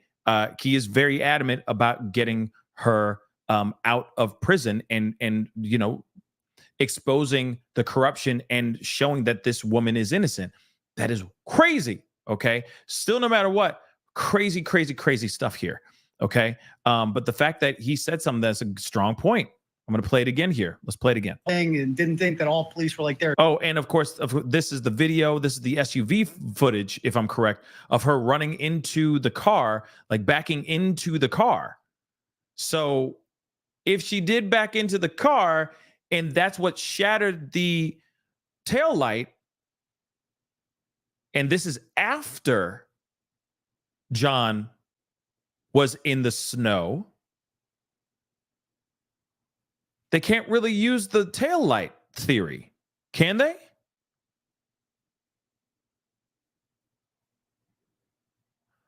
Let me play it for you. Order guy. I'm a back the blue guy historically. During the BLM riots in 2020, we were very pro-police during that whole thing and didn't think that all police were like Derek Chauvin and just wanted to, and so to have this happen, it feels like a betrayal of the trust that you put in these institutions, to have the cowardly, and that's what they are, the cowards of Canton, the cowardly Canton police, who first got to that scene at 6 a.m. and did not find a single piece of taillight or a shoe. You heard that. Not nothing. They didn't find not nothing there. Okay. And then he says, and a shoe? What? Let's continue, but that's interesting. When it first was happening, when they first were at the scene, they found nothing except for, of course, John. At the crime scene, they found nothing. No taillight stuff. Nothing. Interesting. And then 12 hours later, when the state police took over, boom, they found taillight everywhere and a gigantic shoe, which somehow the Canton police missed. Now, boom goes the dynamite. Suddenly there's a shift. And then all of a sudden, boom. That's so odd to me, guys. That is very odd. That is very odd. I'm the Canton police chief. I say, I stand by my men. And I say, look, my guys are competent. They would have seen that. Those were not there. But the cowards of Canton remain silent. And not a single officer in that entire department has any fortitude up and say, no. We need to put a stop to this. An innocent woman, you are trying to put her in a box for the rest of your life while her killers remain free in this town that we live in. So are you from Canton? I know you're in Cape Cod tonight. Are you on vacation? No, I'm on vacation. Yeah, it's the last night of vacation. That's what I figured. I'm from a little town called Holden, right next to Worcester, second biggest city in New England. So it's about an hour away. So I go to Canton a lot. Weirdly drawn in Massachusetts, but I doubt, I would probably say 5 to 10% of that crowd is a potential juror because they live in Norfolk County. Obviously, they would not be picked for the jury if they had jury duty that day based on their activism.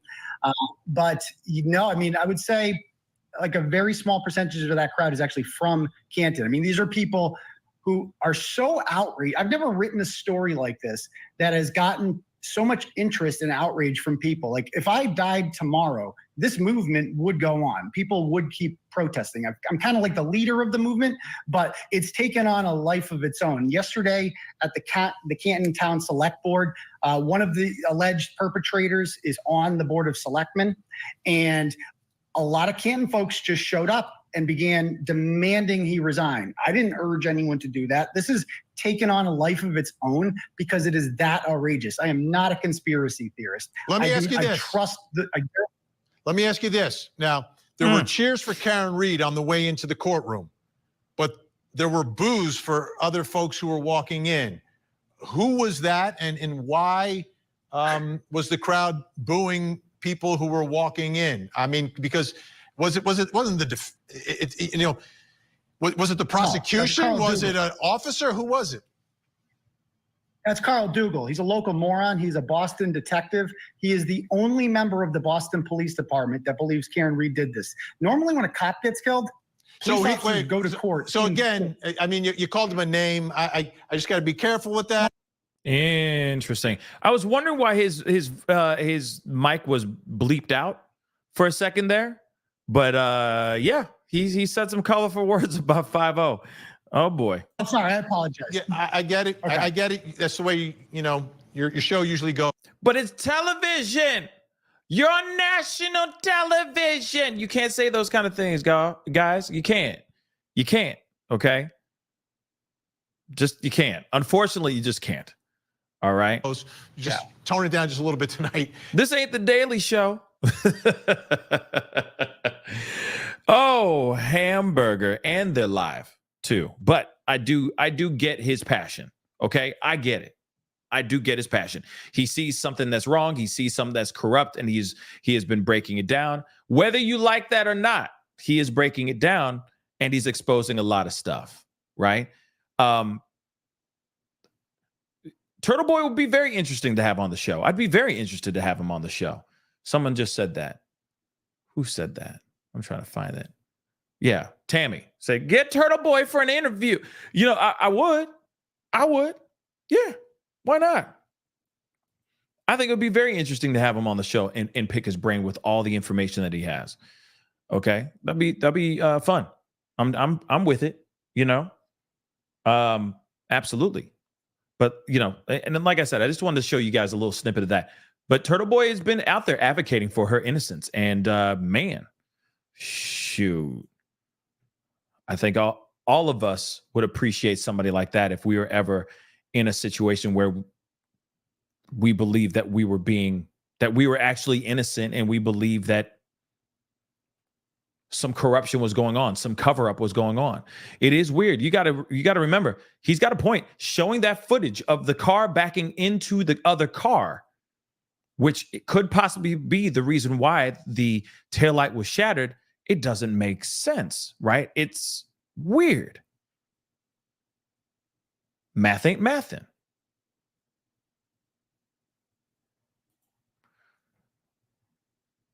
But we got more. We got an interview, Karen Reed's interview. I know some of you guys will be like, I already seen this, been there, done that, bruh. No, I get that. But this is still all very new for me, and I know that's very new for a lot of y'all too. Not for everybody, but some of you guys. So some of you guys might really appreciate rewatching or watching this interview again. Okay, because it's also very interesting, guys. This one's very interesting. Let's take a look at her interview, guys, shall we?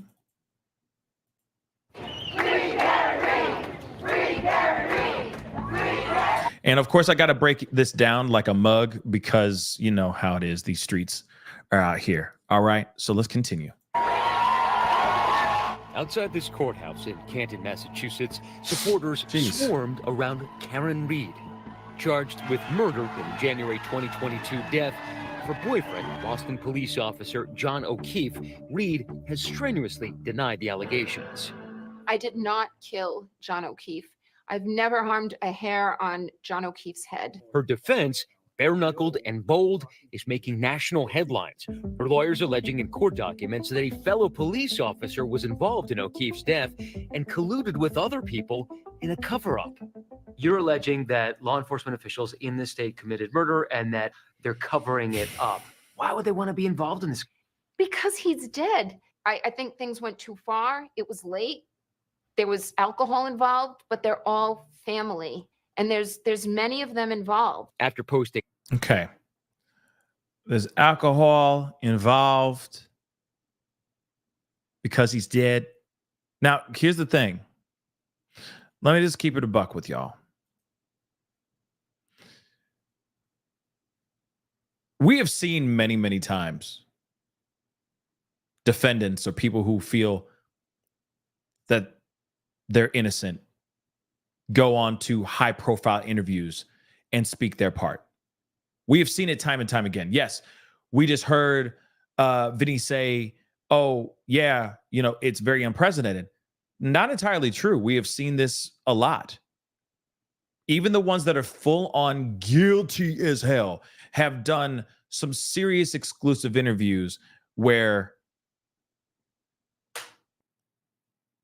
they're guilty as hell and they're still doing these exclusives, sitting down with Barbara Walters or sitting down with Oprah and acting like they innocent, okay, when they really are not. Okay. We've seen it multiple times. It's not like this is an odd situation. Yes, Miss Curvy, like Chris Watts, for example, sitting there trying to be all charming and whatever. Girls sitting there going, oh, he cute, only to find out that he's diabolical in his own right. Sitting there just going, oh yeah, I'm innocent. I didn't do it. I didn't have anything to do with it. Plenty of interviews like that. Now, I get what he's saying though. That it's not every day that you have that happen, but it does happen often. Okay? It does. So when we have something like this, she's coming on, like for me, I'm like, okay, shoot, cool. All right. All right, then. He's out here, she's out here in these interviews. All right. To me, it's a dime a dozen. But it's also seeing how she reacts, her demeanor, so on and so forth, right? To me, as you're going to see, I have more questions than answers after watching this. You'll see here in a second. Let's go. Dead. I think things went too far. It was late. There was alcohol involved, but they're all family. And there's many of them involved. After posting bail, Reed has spent much of the past 18 months in and out of court awaiting a trial date. And me and my family and my attorneys and my team have marshaled every resource to get to the truth. It just feels like no one else wants it. Prosecutors allege that Reed hit O'Keefe with her car after getting into an argument earlier in the day, leaving him to die in the middle of a snowstorm. January 2022. One thing I do want to ask real quick, is there anyone that knows Karen Reed, that really knows Karen Reed?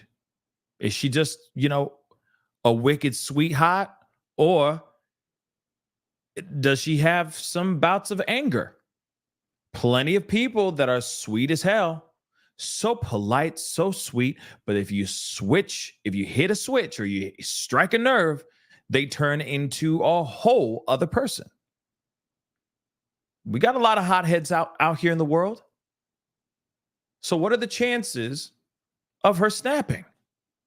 Like I said, I'm sitting on the fence. What are the chances of her snapping? What if he said something to her that just angered her? What if she really, like Jasmine just said, what if she has some anger issues?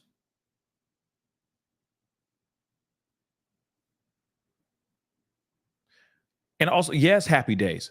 Or if you add in the drinking, what if you're really, really a nice person, but once you have a few too many, you're just an absolute jerk? Or you're even worse than a hothead. You are a nuclear bomb. Some things to think about. Because we're all sitting here going, oh, okay, there's corruption because of the Boston cops, and there's family, they're all connected and all this stuff. And that's cool. That's cool. That's fine. But at the same time, I'm going, okay, what about the other side of the fence here? Who is Karen? Who is she really? And I think that's fair to ask. I think it would be ridiculous and extremely irresponsible of us for us to automatically just go, oh, because the evidence says this, or the information that's been out here in these streets that lead to corruption, therefore it means that there was corruption and that's it. Ooh, boo, Boston PD. Well, how do we know about that? So we've got the same questions we're asking about law enforcement and the cover-up and the Alberts and their generational, what's the word? Generational connections in that town. We have to also ask the same things about Karen Reed as well. It has to be even. We don't know. We aren't there. We have to sit on the fence. It's uncomfortable as hell, but we have to ask those questions so that we come up with the best and right decisions out here. So, who's Karen Reed? What's her story? Is she a snarky individual when she's had a few drinks? Is she super moody? Is she just a sweet person all the time? Nothing but smiles all day long? Does she have a mean streak? Is she a hothead? Does she have a short wick? What's the relationship between her and John O'Keefe? Has it always been just lollipops and butterflies? Or is it toxic? Is there a tumultuous relationship at the surface of this whole thing? These are all questions that need to be answered. Let's continue. But Reed says she had no reason to harm her boyfriend. I would call him the patron saint of Canton.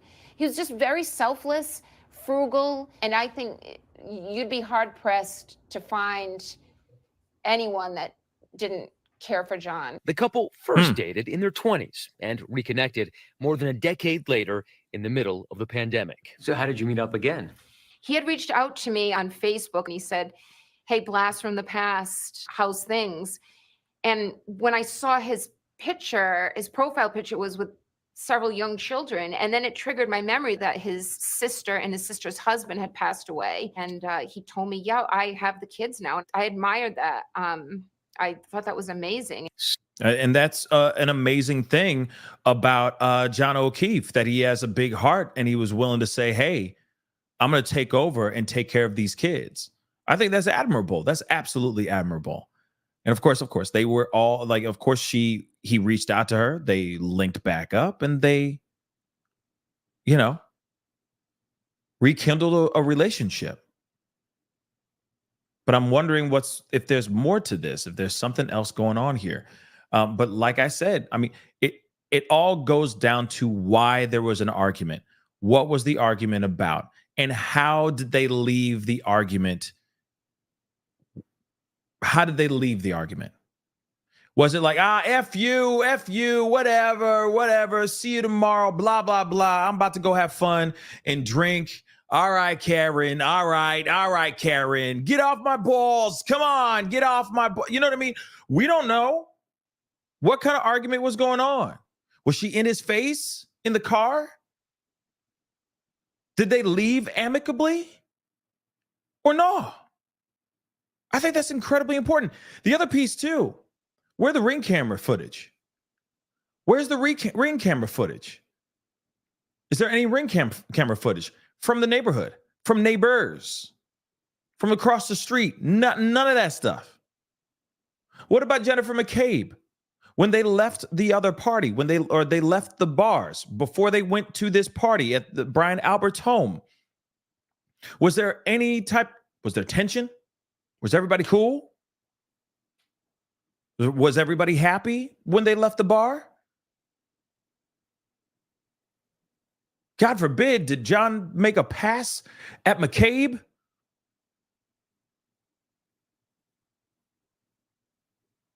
Like I said, what happened here? What was the argument? What did the argument stem from? Miss Curvy, thank you so much for becoming a member. Welcome to the family. And Carrie, welcome to the family. Just like Miss Curvy and Carrie, please consider becoming a member of the family simply by hitting that join button down below. Madeline, 3 years today, yo. Yes, 3 years today. Madeline, thank you so much for your support for the past 3 years. Dag nabbit. Thank you. I figured I'd annoy you by now. Thank you so much for your support. We have gone through so many stories, okay, and we have had quite the roller coaster ride of a show and membership and all that. So I really do appreciate your support. 3 years is a very, very long time. So thank you. She is one of the OGs. Real talk. That's amazing. Thank you for your support. Been a member for 3 whole years, or 3 whole years and a day. Man, that's amazing. Thank you, Madeline. I really do appreciate the support. Sherry, thank you so much for the super chat. Thank you for talking about this. For me, the problem is what the state is claiming how he passed doesn't make sense with his injuries, point blank. Much love. Yes, we're going to talk about that. That's a part of this whole conversation here in just a minute. We're going to talk about that. Talk about how he was, the injuries that were found on his body. It does not match to being hit by a car. It just doesn't. In my personal opinion, it doesn't. Okay? Unless he was fighting the car and the car won. You know what I mean? It just doesn't make any sense. Let's continue on. In fact, I'm going to speed this up a tad bit. Okay, so let's rock and roll. Soon, Reed says she became part of the family, often sleeping over at O'Keefe's house and helping take care of the kids. He would go to work and I would stay with his niece and nephew. All of the breaks that the kids had, we did something. But their relationship also had its struggles. Reeve says O'Keefe had been relying more on her to take care of the kids, and that he criticized some of the decisions she made with them. Ooh. Interesting. Think about this for a second. They're in a relationship. It's obviously, it seems like they were getting in it was a very serious relationship. But now it's almost like they're going into this whole mom and dad role. It's the parental roles. And I'm not trying to, we're not trying to get all red pilly or anything, that we're not venturing into the manosphere. Hold on. Okay. Before everybody thinks that I'm trying to go somewhere. But all I'm saying is that maybe there was certain responsibilities or certain hats that I guess started to get slipped on that maybe she wasn't ready for, like that. It's like, okay, you have kids. I don't. You have kids. I don't. You see what I'm saying?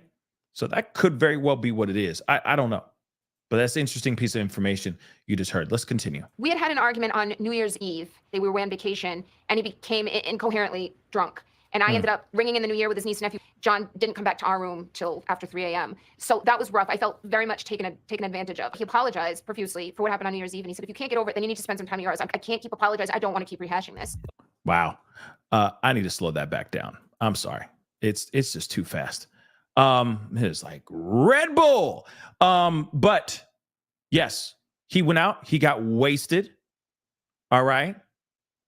He got wicked sloshed. Okay. He got wicked hammered. All right. And then he went back and he was like, oh, I'm really, really sorry about it. She, of course, was not happy about it. Clearly, it seems like she was still dwelling on that for a minute. And he was like, can we move on? Like, I'm not going to sit here and keep apologizing for that moment. I've already apologized. Let's move the F on, right? A few weeks later, they were invited to meet up with some friends at the Waterfall Bar in Canton. And there, they ran into Brian Albert, a fellow Boston police officer who Reed says O'Keefe looked up to. Albert had led the city's gang unit before commanding the fugitive apprehension team. Something about him. He looks interesting. He looks interesting, but that doesn't mean he could be the nicest dude in the world. Okay? He could moonlight as Barney for fun for kids. Reading to the blind and stuff. You never know. Skimmer-rinky dinky dink. You know what I'm saying? So can't judge a book by its cover, but at the same time, some just the energy I feel is different. That's all. It was the elite squad responsible for taking down some of the city's most dangerous criminals and featured in the 2013 TNT show, Boston's Finest. 1 minute we're walking around, everything's fine, and then 1 minute it's not fine. Both times I met Brian Albert, he seemed like the type of person that you'd be surprised he's out socially because he doesn't seem like he ever wants to be there. But at the bar, Reed says there was an invitation to continue hanging out dangerous criminals and featured in the 2013 TNT show, Boston's Finest. 1 minute we're walking around, everything's fine, and then 1 minute it's not fine. Both times I met Brian Albert, he seemed like the type of person that you'd be surprised he's out socially because he doesn't seem like he ever wants to be there.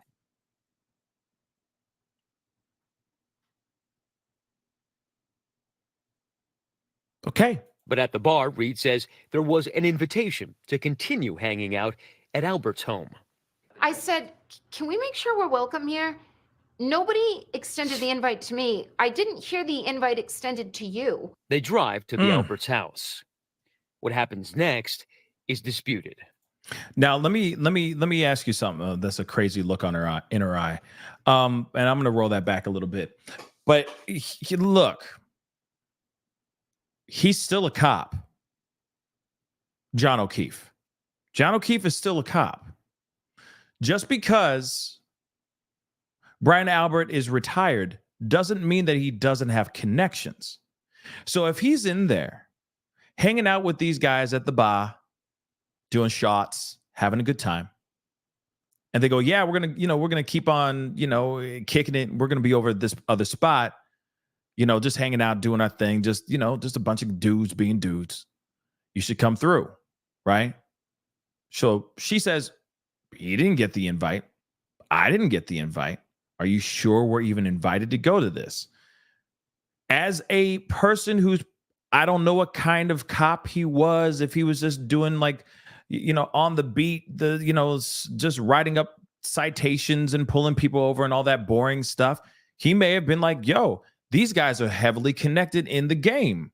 This is an opportunity for me to rub elbows, canoodle, make some new friends in my line of work. They might like me enough if I finesse and charm the pants off of these dudes. Maybe they can get me involved in other units. Maybe they can get me connected in other things. So hell yeah, I'm going to go to this party. Hell yeah, I'm going to go hang out with these guys. I can see why he wanted to be there. It's a big opportunity. Especially in the line of law enforcement, it doesn't matter. Even if it's law enforcement or any game that we're in out here in these streets, whatever game you out here hustling or finessing out here in these streets, it's all about who you know.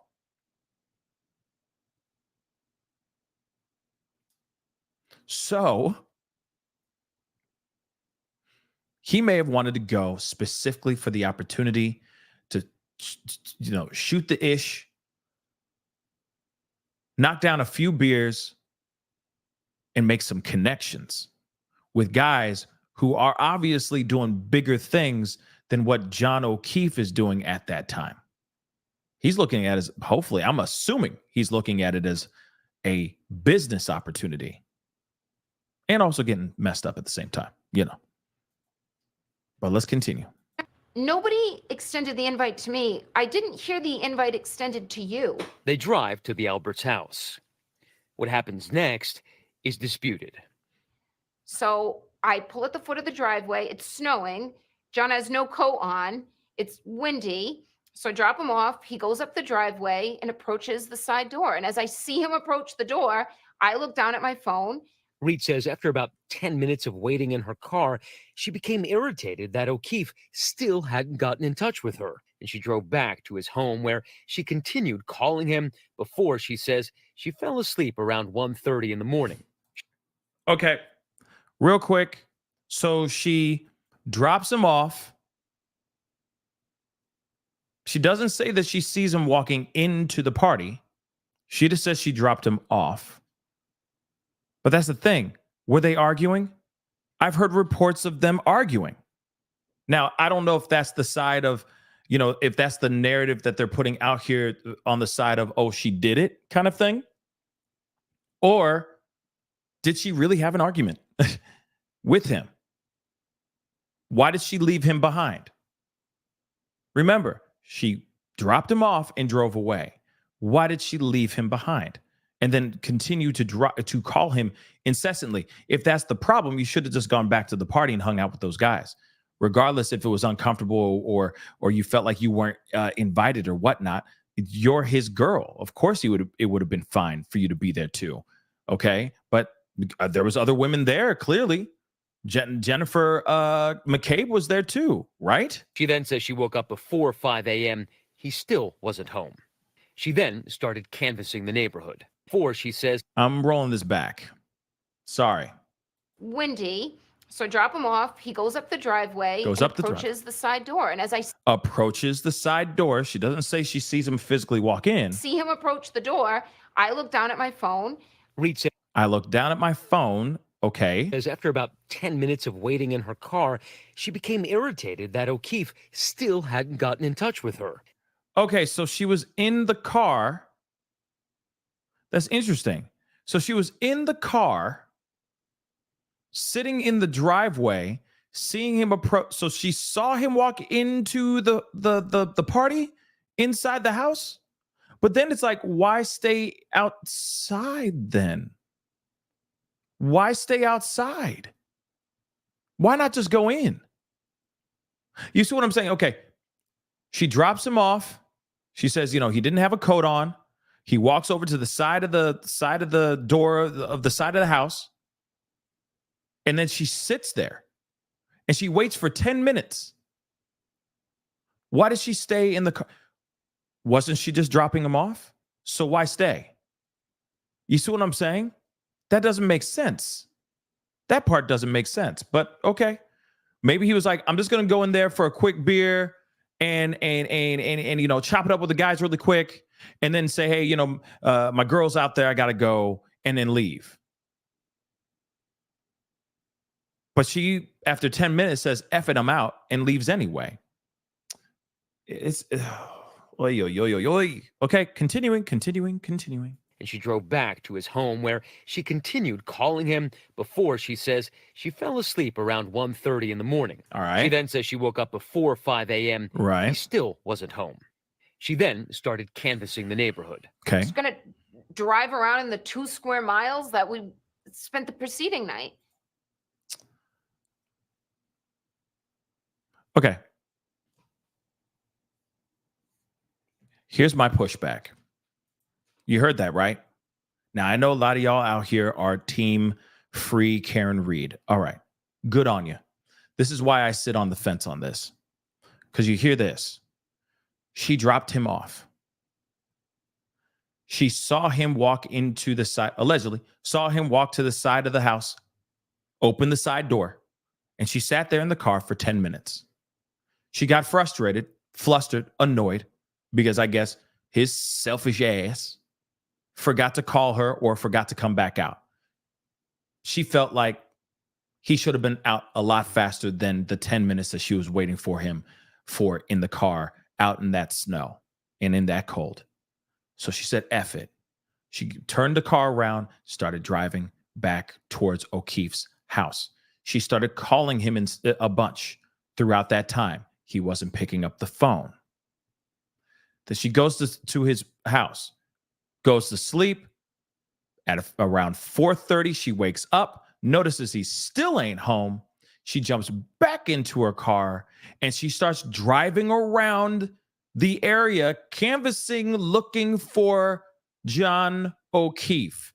My question and my pushback initially, instantly, gut reaction, shooting from the hip, is why didn't you just go back to Brian Albert's, man? Why drive around 2 miles or whatever, the radius of your home and all that stuff? Why? It doesn't make sense, guys. What? Go back to the place in which you dropped him off at. But she doesn't do that for a while. Until after she picks up Jennifer McCabe, a woman that she doesn't even know, allegedly, goes back to O'Keefe's home, then goes back to Albert's home. What? Make that make sense, guys. Make that make sense. If you ever dropped off somebody, a girlfriend, boyfriend, son, daughter, whatever, someone you care for, just give a damn about human life, and say you need to go and pick them back up, you're going to go back to the exact place that you dropped them off at initially, right? You're not going to go drive around and go, but where is they? Where is they? No, you're not doing that. You're going, okay, I dropped them off at the Piggly Wink. I'm going back to the Piggly Wink. So make that make sense. Ay, Chihuahua. This making me sweat. After 20 minutes of unsuccessful searching, she called John's friend, Carrie Roberts, and Jennifer McCabe, Brian Albert's sister-in-law, who was also at his house the night before. Do you realize that doesn't make sense?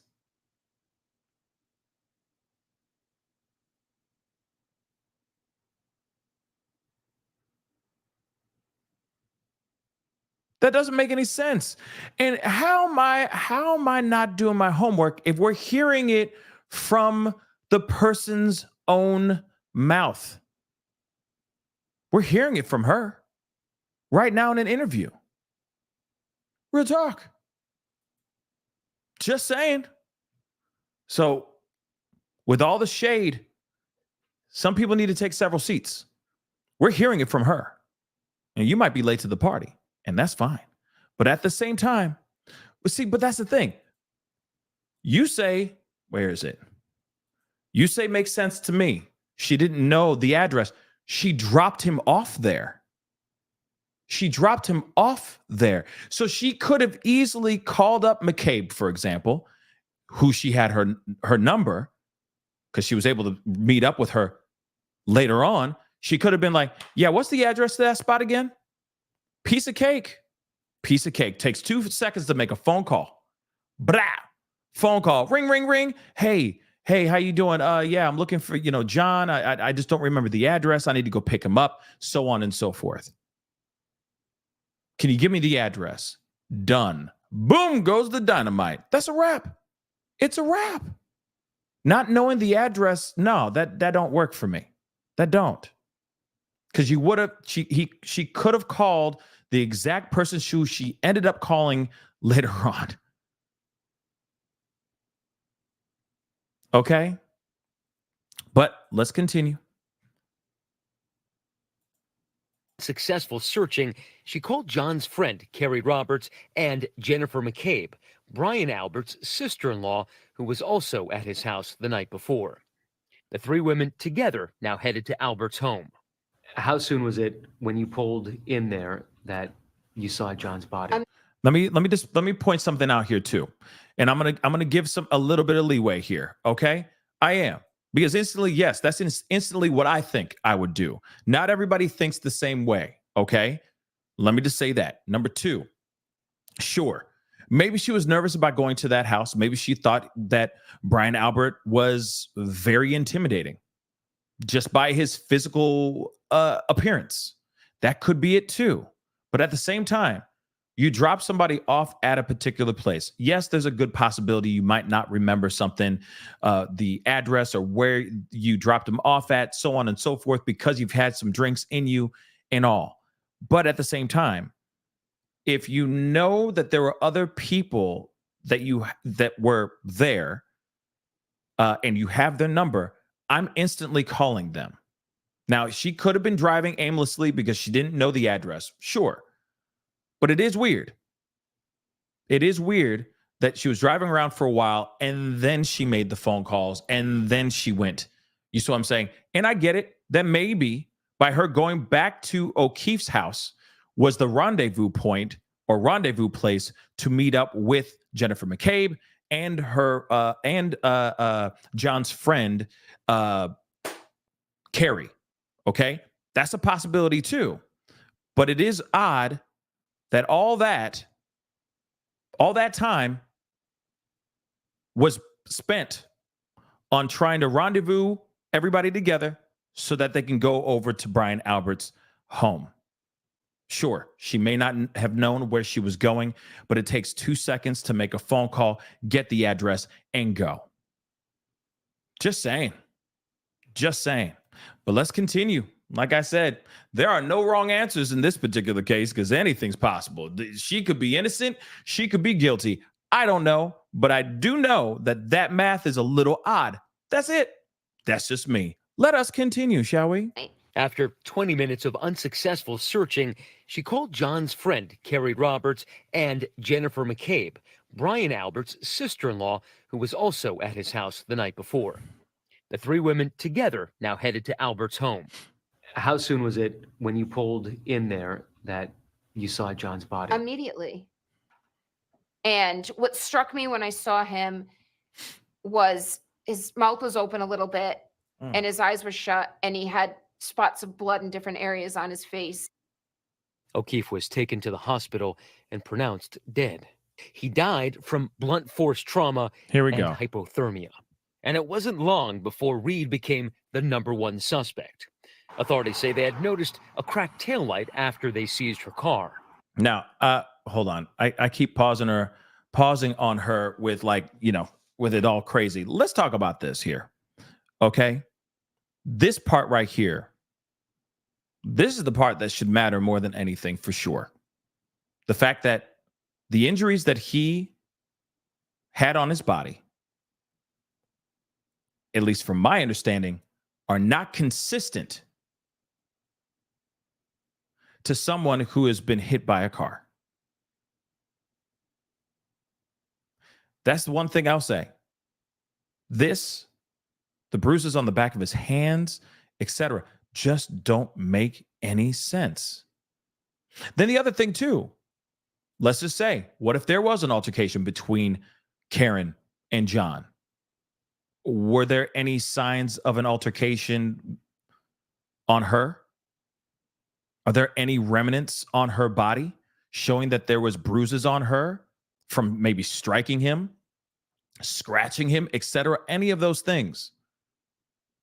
Is that shown on her body? And did 5-0 do their due diligence in getting any pieces of evidence showing that something happened between the two of them, that she was involved in some sort of physical altercation with John? Again, I'm telling you right now, her hitting him with her car doesn't match the bruises and the injuries that he got before he passed. It just doesn't make sense. But let's continue. Whoops. It's called both Jenny. And it wasn't long before Reed became the #1 suspect. Authorities say they had noticed a cracked taillight after they seized her car. I had told both Jen and Kerry that I cracked my taillight. I said I just hit my car on top of everything, but I didn't look at the damage. And both women said, it's cracked. It's cracked. Calm down. You cracked your taillight. You're okay. Let's go look for John. But according I'm rolling that one more time. a cracked taillight after they seized her car. I had told both Jen and Kerry that I cracked my taillight. I said I just hit my car on top of everything, but I didn't look at the damage. And both women said, it's cracked. It's cracked. Calm down. You cracked your taillight. Cracked.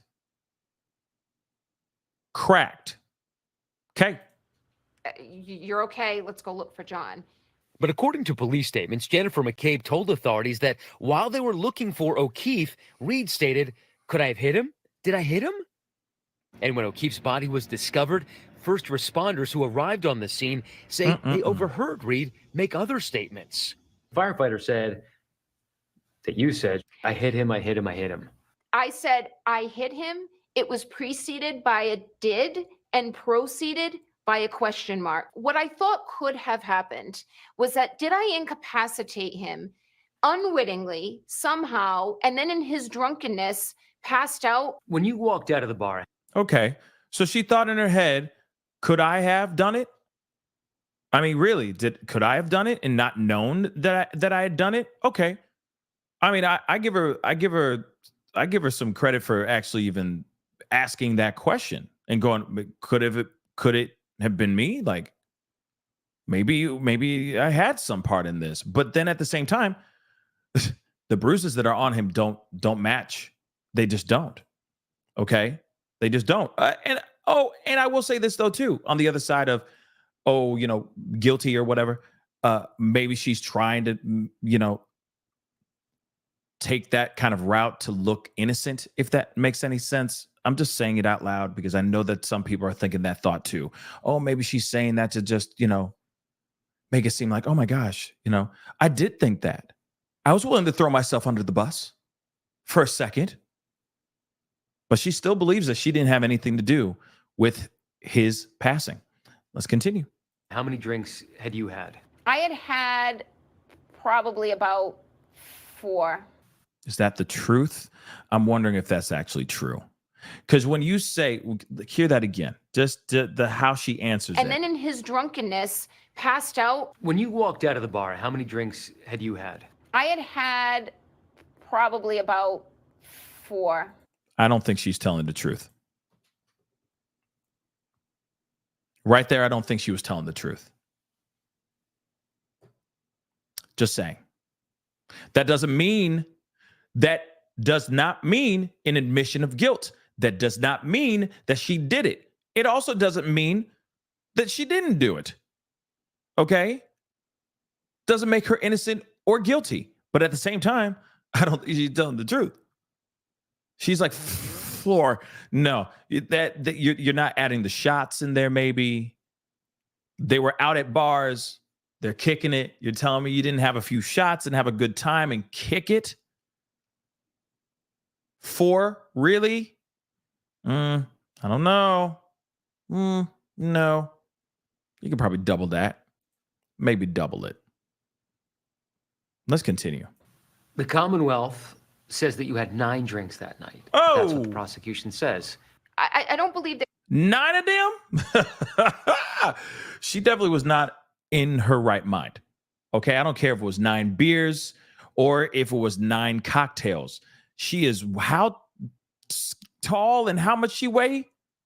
Like I said, come on, y'all.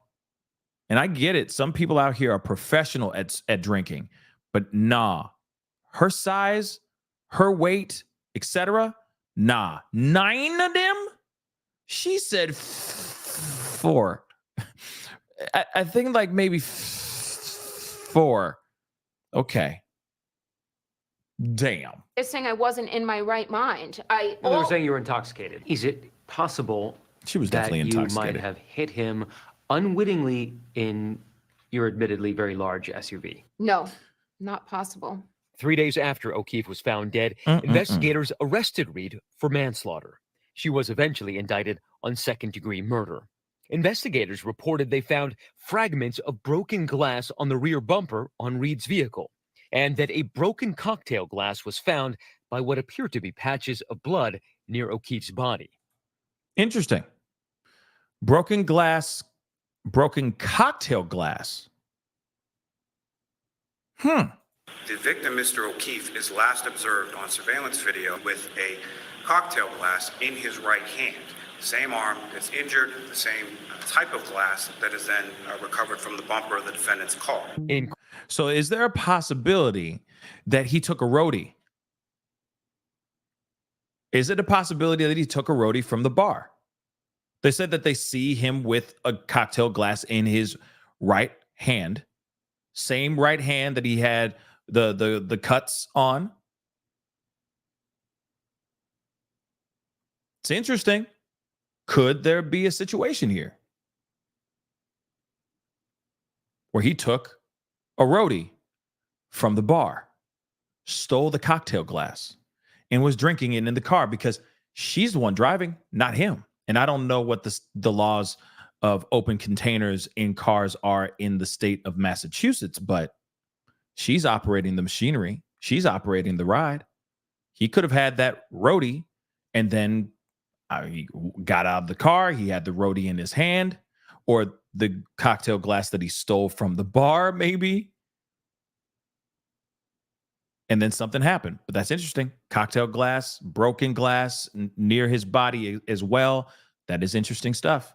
Let's continue. Court documents, the prosecution also claims that Reed's blood alcohol level could have been between 0.13 and 0.29%, hammered, above the legal limit of 0.08. In addition, they say pieces of Reed's taillight were found on the scene the day O'Keefe's body was discovered. Hammered. More fragments of that taillight were found the following week, according to Canton police reports, after the snow melted, which revealed more at the scene. Interesting. And from the footage that we saw of her pulling out, right? Of her pulling out, it was snowing. So there is a possibility of the accident that happened or the tragedy that transpired. The glass, the taillight could have been found as the snow started to melt, because there could have been a new layer of snow that had fallen. And a lot of that stuff would not have been found right at the surface at that moment. That's very interesting information to put in consideration. Let's continue. Body was discovered. More fragments of that taillight were found the following week, according to Canton police reports, after the snow melted, which revealed more at the scene. Interesting. But Reed's attorney, Alan Jackson, has a different theory about how those fragments of taillight got there. Those pieces of taillight were placed there after the fact. You're saying evidence was planted? The pieces of taillight were planted after the fact. He is very adamant about that. And that could very well be true. What does the defense believe actually happened to John after Karen dropped him off? I think he walked into the house. I think he was confronted, was likely brought down to the basement. I think that confrontation got physical, and he was beaten. He was beaten to a point of unconsciousness. Jackson argues that the autopsy photos of O'Keefe support his theory and not the prosecution's claim. Looks like he's been in a fist fight and he's been beaten. He's got some defensive wound bruises on the backs of his hand. He's got this massive laceration on the back of his head, a big giant gash, about 2.5 inches, exactly lateral, going from left to right. 2 black eyes, cut over his right eye, cut over his nose. I'm going to repeat that again for everybody in the nosebleed seats. You tell me, does that make sense? To the fact. What does the defense believe actually happened to John after Karen dropped him off? I think he walked into the house. I think he was confronted, was likely brought down to the basement. I think that confrontation got physical, and he was beaten. He was beaten to a point of unconsciousness. Jackson argues that the autopsy photos of O'Keefe support his theory and not the prosecution's claim. Looks like he's been in a fist fight and he's been beaten. He's got some defensive wound bruises on the backs of his hand. Yep. He's got this massive laceration on the back of his head. Yep. A big giant gash, about 2.5 inches, exactly lateral, going from left to right. 2 black eyes, cut over his right eye, cut over his nose. Now, you tell me, guys, when you hear about that, does that sound like information that fits perfectly with someone who's actually been hit by a car? Y'all tell me. Because to me, the bruises on the back of his hands say it all. To me, too. Because that looks like defensive wounds. Why would he be trying to defend himself in a fight with a car? Think about that. I know that sounds like I'm trying to be funny. I'm just being real. It's not like he's going one-on-one with a car. So why would he be in defense? Why would there be defense wounds on the back of his hands if he's just getting hit by a car? You also got to remember, she would have to hit him hard and fast if she backed into him with her car. She'd have to fast. Something is like I said, something's weird. But like I said, I'm on the fence. I am on this fence. I don't know. Just it's just like I said, the math ain't mathing for me with the autopsy and everything. This was a cover-up that John was murdered inside that house. His body was placed outside. But in a statement to ABC News, the prosecution says there was no conspiracy or cover-up. Such claims have been systematically refuted by evidence submitted to Norfolk Superior Court. So then what is this evidence? What other evidence, aside from the broken glass, the broken taillight glass that was found near his body, what else could they have that was systematically refuted? Okay, by what was it that systematically refuted this by the Norfolk Superior Court? What was the thing that automatically said, boom? Oh yeah. Nope. There's no cover up. There's no conspiracy. Y'all got it wrong. For those of y'all who are putting out that information is wrong. We have stuff that shows us without a shadow of a doubt there is no cover up. The prosecution also said that according to O'Keefe's cell phone GPS records and 11 witness statements, O'Keefe never entered Albert's home, and that a medical examiner found no signs of Mr. O'Keefe being involved in any type of physical altercation or fight. That doesn't make any sense either. Like I said, the actual wounds and whatever else that is left onto his body do not match with what is being said out here about a car being used. It just doesn't make sense. But we still have to put in consideration as well here. Let's put something into consideration, guys. There's still a good possibility that Karen Reed maybe put her hands on him. Maybe she used something to hit him with. We have to put those options out here, guys. The possibilities are all still on the table.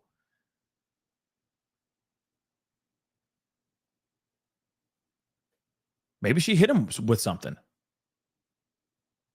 Maybe. maybe it's not a car.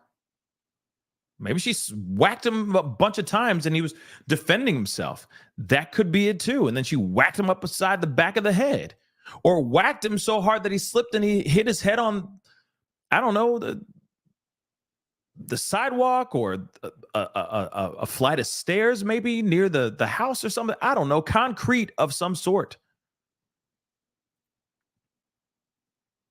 That's a solid possibility. But like I said,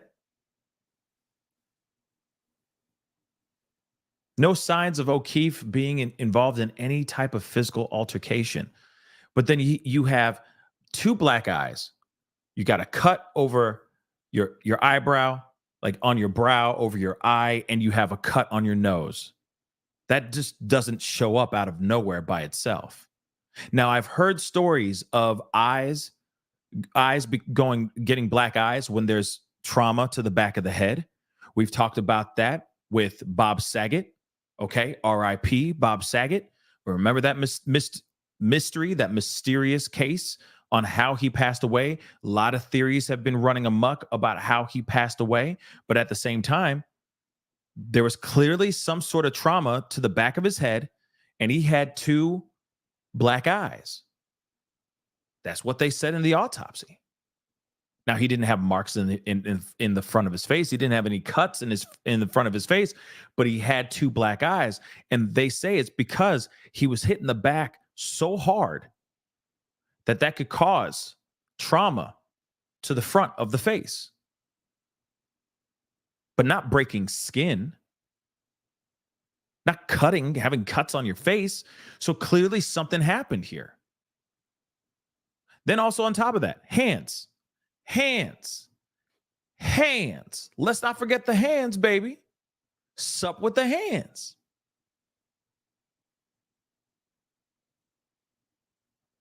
How did that happen? There's no evidence that Mr. O'Keefe was beaten and left for dead. There was no evidence of any defensive wounds. ABC News reached out to attorneys for Brian Albert and Jennifer McCabe, but did not hear back by the time of this broadcast. In a previous statement to the Boston Herald, McCabe's attorney said the whole scenario is baseless. Reed is scheduled to appear next in court again in September. Okay. Like I said, I appreciate them doing the interview and getting that information, because honestly, like, there's just so much to this case that I'm still kind of going like, what happened here? Why did this happen the way it did? What's the truth here? How did this transpire? Did she really do this or not? I think that's the ongoing burning question. And then again, and this is a question that needs to be brought up for both sides. Both sides, prosecution and defense. How are they going to prove that she's either innocent and that there's a cover-up, or that she 110% did this?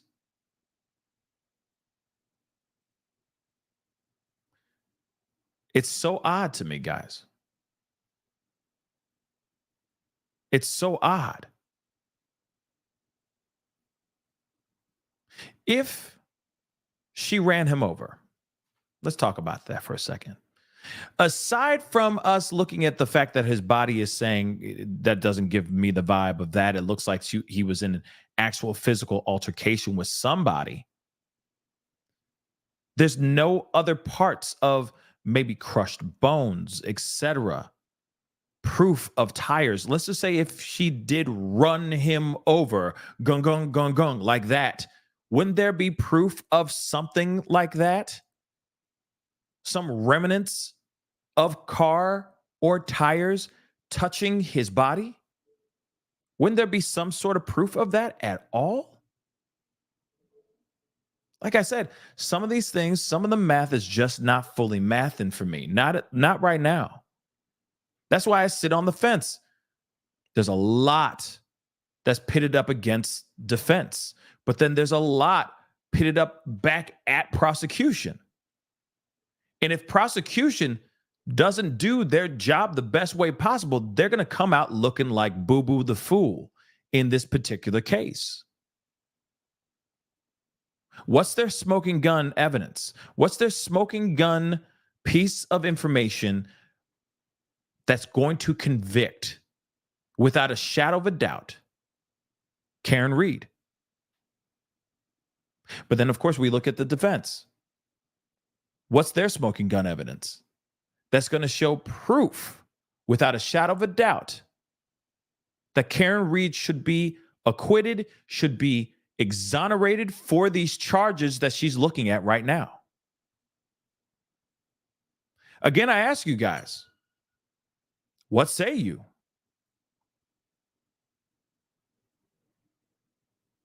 Did she do it? Or no? Anyway, guys, that's the show. I appreciate all y'all for being here. Really does mean a lot. Thank you so much for the support. Okay, Mama Blank, thank you so much for becoming a member. Welcome to the family. I really do appreciate it. Thank you, thank you, thank you. Got a lot of questions, but we're going to keep an eye on this particular case. I promise you that. We will be keeping an eye on this. There's a lot to talk about. I got questions. I'm still sitting on the fence. I got so many questions, but I can't really sit on one side or the other. I'm right here on the fence. But I'm hoping that as time goes on, we're going to find out more information. Okay? I am quite curious about that. We'll see. We will see. Only time will tell, guys. So do me a favor, because I appreciate you guys being here, because I know a lot of you guys, this is all old news. But I wanted to cover it, talk about this with you guys, because it is absolutely crazy, this case. And starting, I'm thinking next week, that's when they'll start doing opening statements, etc. It's going to be one hell of a roller coaster ride. So we got to be there for it, I believe. So we'll be watching it for sure. Okay? So please do me a favor, guys. Hit that like button down below. Show some love. Show some support. Because I know that there's other people out here that have not seen or know about this case. So please go check it out. Please and thank you. Hit that reaction button if you're watching on other platforms. That would be greatly appreciated. Please do not forget. Hit that follow button on my Facebook. Follow me on TikTok, Twitter, and on Instagram. The Pascal Show, one word. That would be greatly appreciated. Subscribe to my YouTube channel. That would be amazing. Okay, you know your boy is working hard out here in these streets. And I know this is a case you guys are all pretty much familiar with, but maybe some of y'all aren't familiar with it right now and just got familiar with it with me. And that really means a lot to me. Okay? We will talk about more of this very, very soon. Okay? So hit that subscribe button. Don't forget to do that. Hit that join button down below. Become a member of the family, please and thank you. Our family is growing. It's vast. It's beautiful, and I love it. All right. And of course, hit that Patreon, patreon.com/The Pascal Show, and check out my merch page, pascalmerch.kazam. Okay? I appreciate all y'all. Thank you so much. Oh, please also go subscribe to my secondary channel, The Pascal Show Clips. The Pascal Show Clips. Go subscribe over there to my secondary channel. Okay, I've been cutting out pieces and putting them over there. Our conversations, exclusive impromptu interviews, etc. You name it, they're over there as well. So please go over to my secondary channel, The Pascal Show Clips, and show some love, support, and hit that subscribe button. Anyway, guys, it is time to get going. Much love to you guys. I appreciate all y'all. Have a blessed and safe rest of your evening. I'll talk to you guys soon. Be good to yourselves. Be good to one another. See you guys soon. This is The Pascal Show. Bye.